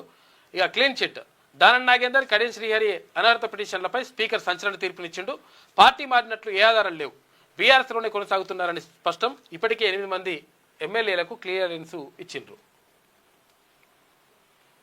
ఇక తెలంగాణ రాజ్యాధికార పార్టీలో భారీగా చేరికలు. మెదక్ జిల్లాలో బీఆర్ఎస్ కాంగ్రెస్లకు భారీ షాక్ తగిలింది. చేగుంట నుంచి టీఆర్పీలో చేరిన వివిధ పార్టీల నేతలు, కండువా కప్పి ఆహ్వానించిన టీఆర్పీ రాష్ట్ర కార్యదర్శి నగేష్, జిల్లా అధ్యక్షుడు యాదగిరి గౌడ్. ఇక కేయూలో కాకతీయ యూనివర్సిటీలో టీఆర్వీఎస్ నూతన విద్యార్థి కమిటీ నియామకం జరిగింది. తీర్మాన్ మల్లన్న ఆదేశాలతో నియామకం జరిగింది. అశోక్ ముదిరాజ్ సూచనల మేరకు ప్రెసిడెంట్గా విజయ్కు బాధ్యతలు అప్పగించారు. ఇక ఫుడ్ లైఫ్ స్ట్రైక్ అని చెప్పేసి ఒక వార్త కనిపిస్తూ ఉంది. లైఫ్ స్ట్రక్ అయింది. ఇక్కడ గల్ఫ్ మంటలు, హైదరాబాద్ తంటాలు, స్తంభించిపోయిన గ్యాస్ సరఫరా, కట్టెల పొయ్యిలే దిక్కు. హోటళ్లల్లో హాస్టళ్లలో ఫుడ్ ఆంక్షలు పెడుతున్నట్ట. డైలీ మెనూలో మార్పులు తీసుకొచ్చారు. టిఫిన్స్కు మంగళం పాడుతున్నారు. భాగ్యనగరంలో తినే ఫుడ్పై ఆంక్షలు. డైలమాలో బడా ఫుడ్ ఇండస్ట్రీ మూతపడుతున్న కిచెన్లు, పడిపోతున్న ఆర్డర్లు. ఇట్లున్నది పరిస్థితి. కాంగ్రెస్ లీడర్లు అవమానిస్తుండ్రు. రైతు బంధు వేస్తారో లేదో చెప్పారని డిమాండ్. ఇక పొత్తుతో ఉండడం వల్లే 100 పంచాయతీలు గెలిచాం, లేదంటే మరో 60 గెలిచేవాళ్ళం. పేదలకు ఇండ్ల స్థలాలపై చలో అసెంబ్లీ. కాంగ్రెస్ పార్టీ పద్ధతి మారకపోతే పొత్తుకు దూరం అయ్యే ఎందుకు రెడీ అని చెప్పేసి అంటున్నాడు సాంబశివరావు. ఎమ్మెల్యే కూరనేని సాంబశివరావు చెప్తున్నాడు. ఎవరిని రాళ్లతో కొట్టి చంపాలి? రాహుల్ గాంధీకి సిగ్గు లజ్జ ఉంటే ఫిరాయింపులపై సమాధానం చెప్పాలి. ఎమ్మెల్యేల అనర్హత పిటిషన్ డిస్మిస్ చేయడం ప్రజాస్వామ్యంపై బహిరంగ దాడి. ముమ్మాటికి ప్రజల తీర్పును అవమానించడమే. పేదల భూములను లాక్కుంటుంది అని చెప్పేసి మాజీ మంత్రి, తర్వాత ఇప్పుడు BRS working president K T Rama Rao అంటున్నాడు. సుప్రీంకోర్టు సంచలనం. దేశంలోనే తొలి కారుణ్య మరణానికి అనుమతిచ్చిండ్రు. తీర్పు చదువుతూ ఏడ్చేసిన న్యాయమూర్తి. ఇక బిల్డింగ్ మీద నుంచి కింద పడి కోమాలోకి వెళ్ళిపోయాడు. 13 ఏళ్లుగా హరీష్ రాణా నరకయాతన పడుతున్నాడు. కారుణ్య మరణం కోసం కోర్టు మెట్లు ఎక్కిండ్రు హరీష్ తల్లిదండ్రులు. అంటే కారుణ్య మరణం అంటే చనిపోవడానికి అవకాశం ఇవ్వని చెప్పేసి ఎక్కిండ్రు. ఓకే అయిపోయిందట కోర్టు బాధపడి. మావోయిస్టులకు భారీ ఎదురుదెబ్బ. ఛత్తీస్గఢ్లోని బస్తర్ రేంజ్లో లొంగిపోయినరు 108 మంది మావోయిస్టులు. భారీగా ఆయుధాలు పేలుడు పదార్థాలు అప్పగించారు. లొంగిపోయిన వారిలో 44 మంది మహిళలు ఉన్నారు. ఇక డివిజన్ కమిటీ సభ్యులు ఉన్నారు. వీరిపై 3,29,00,000 రూపాయల రివార్డు ఉంది. 3,61,61,00,000 నగదు, 1,64,00,000 రూపాయల విలువైన 1 కిలో బంగారం స్వాధీనం చేసుకున్నట అక్కడ నుంచి.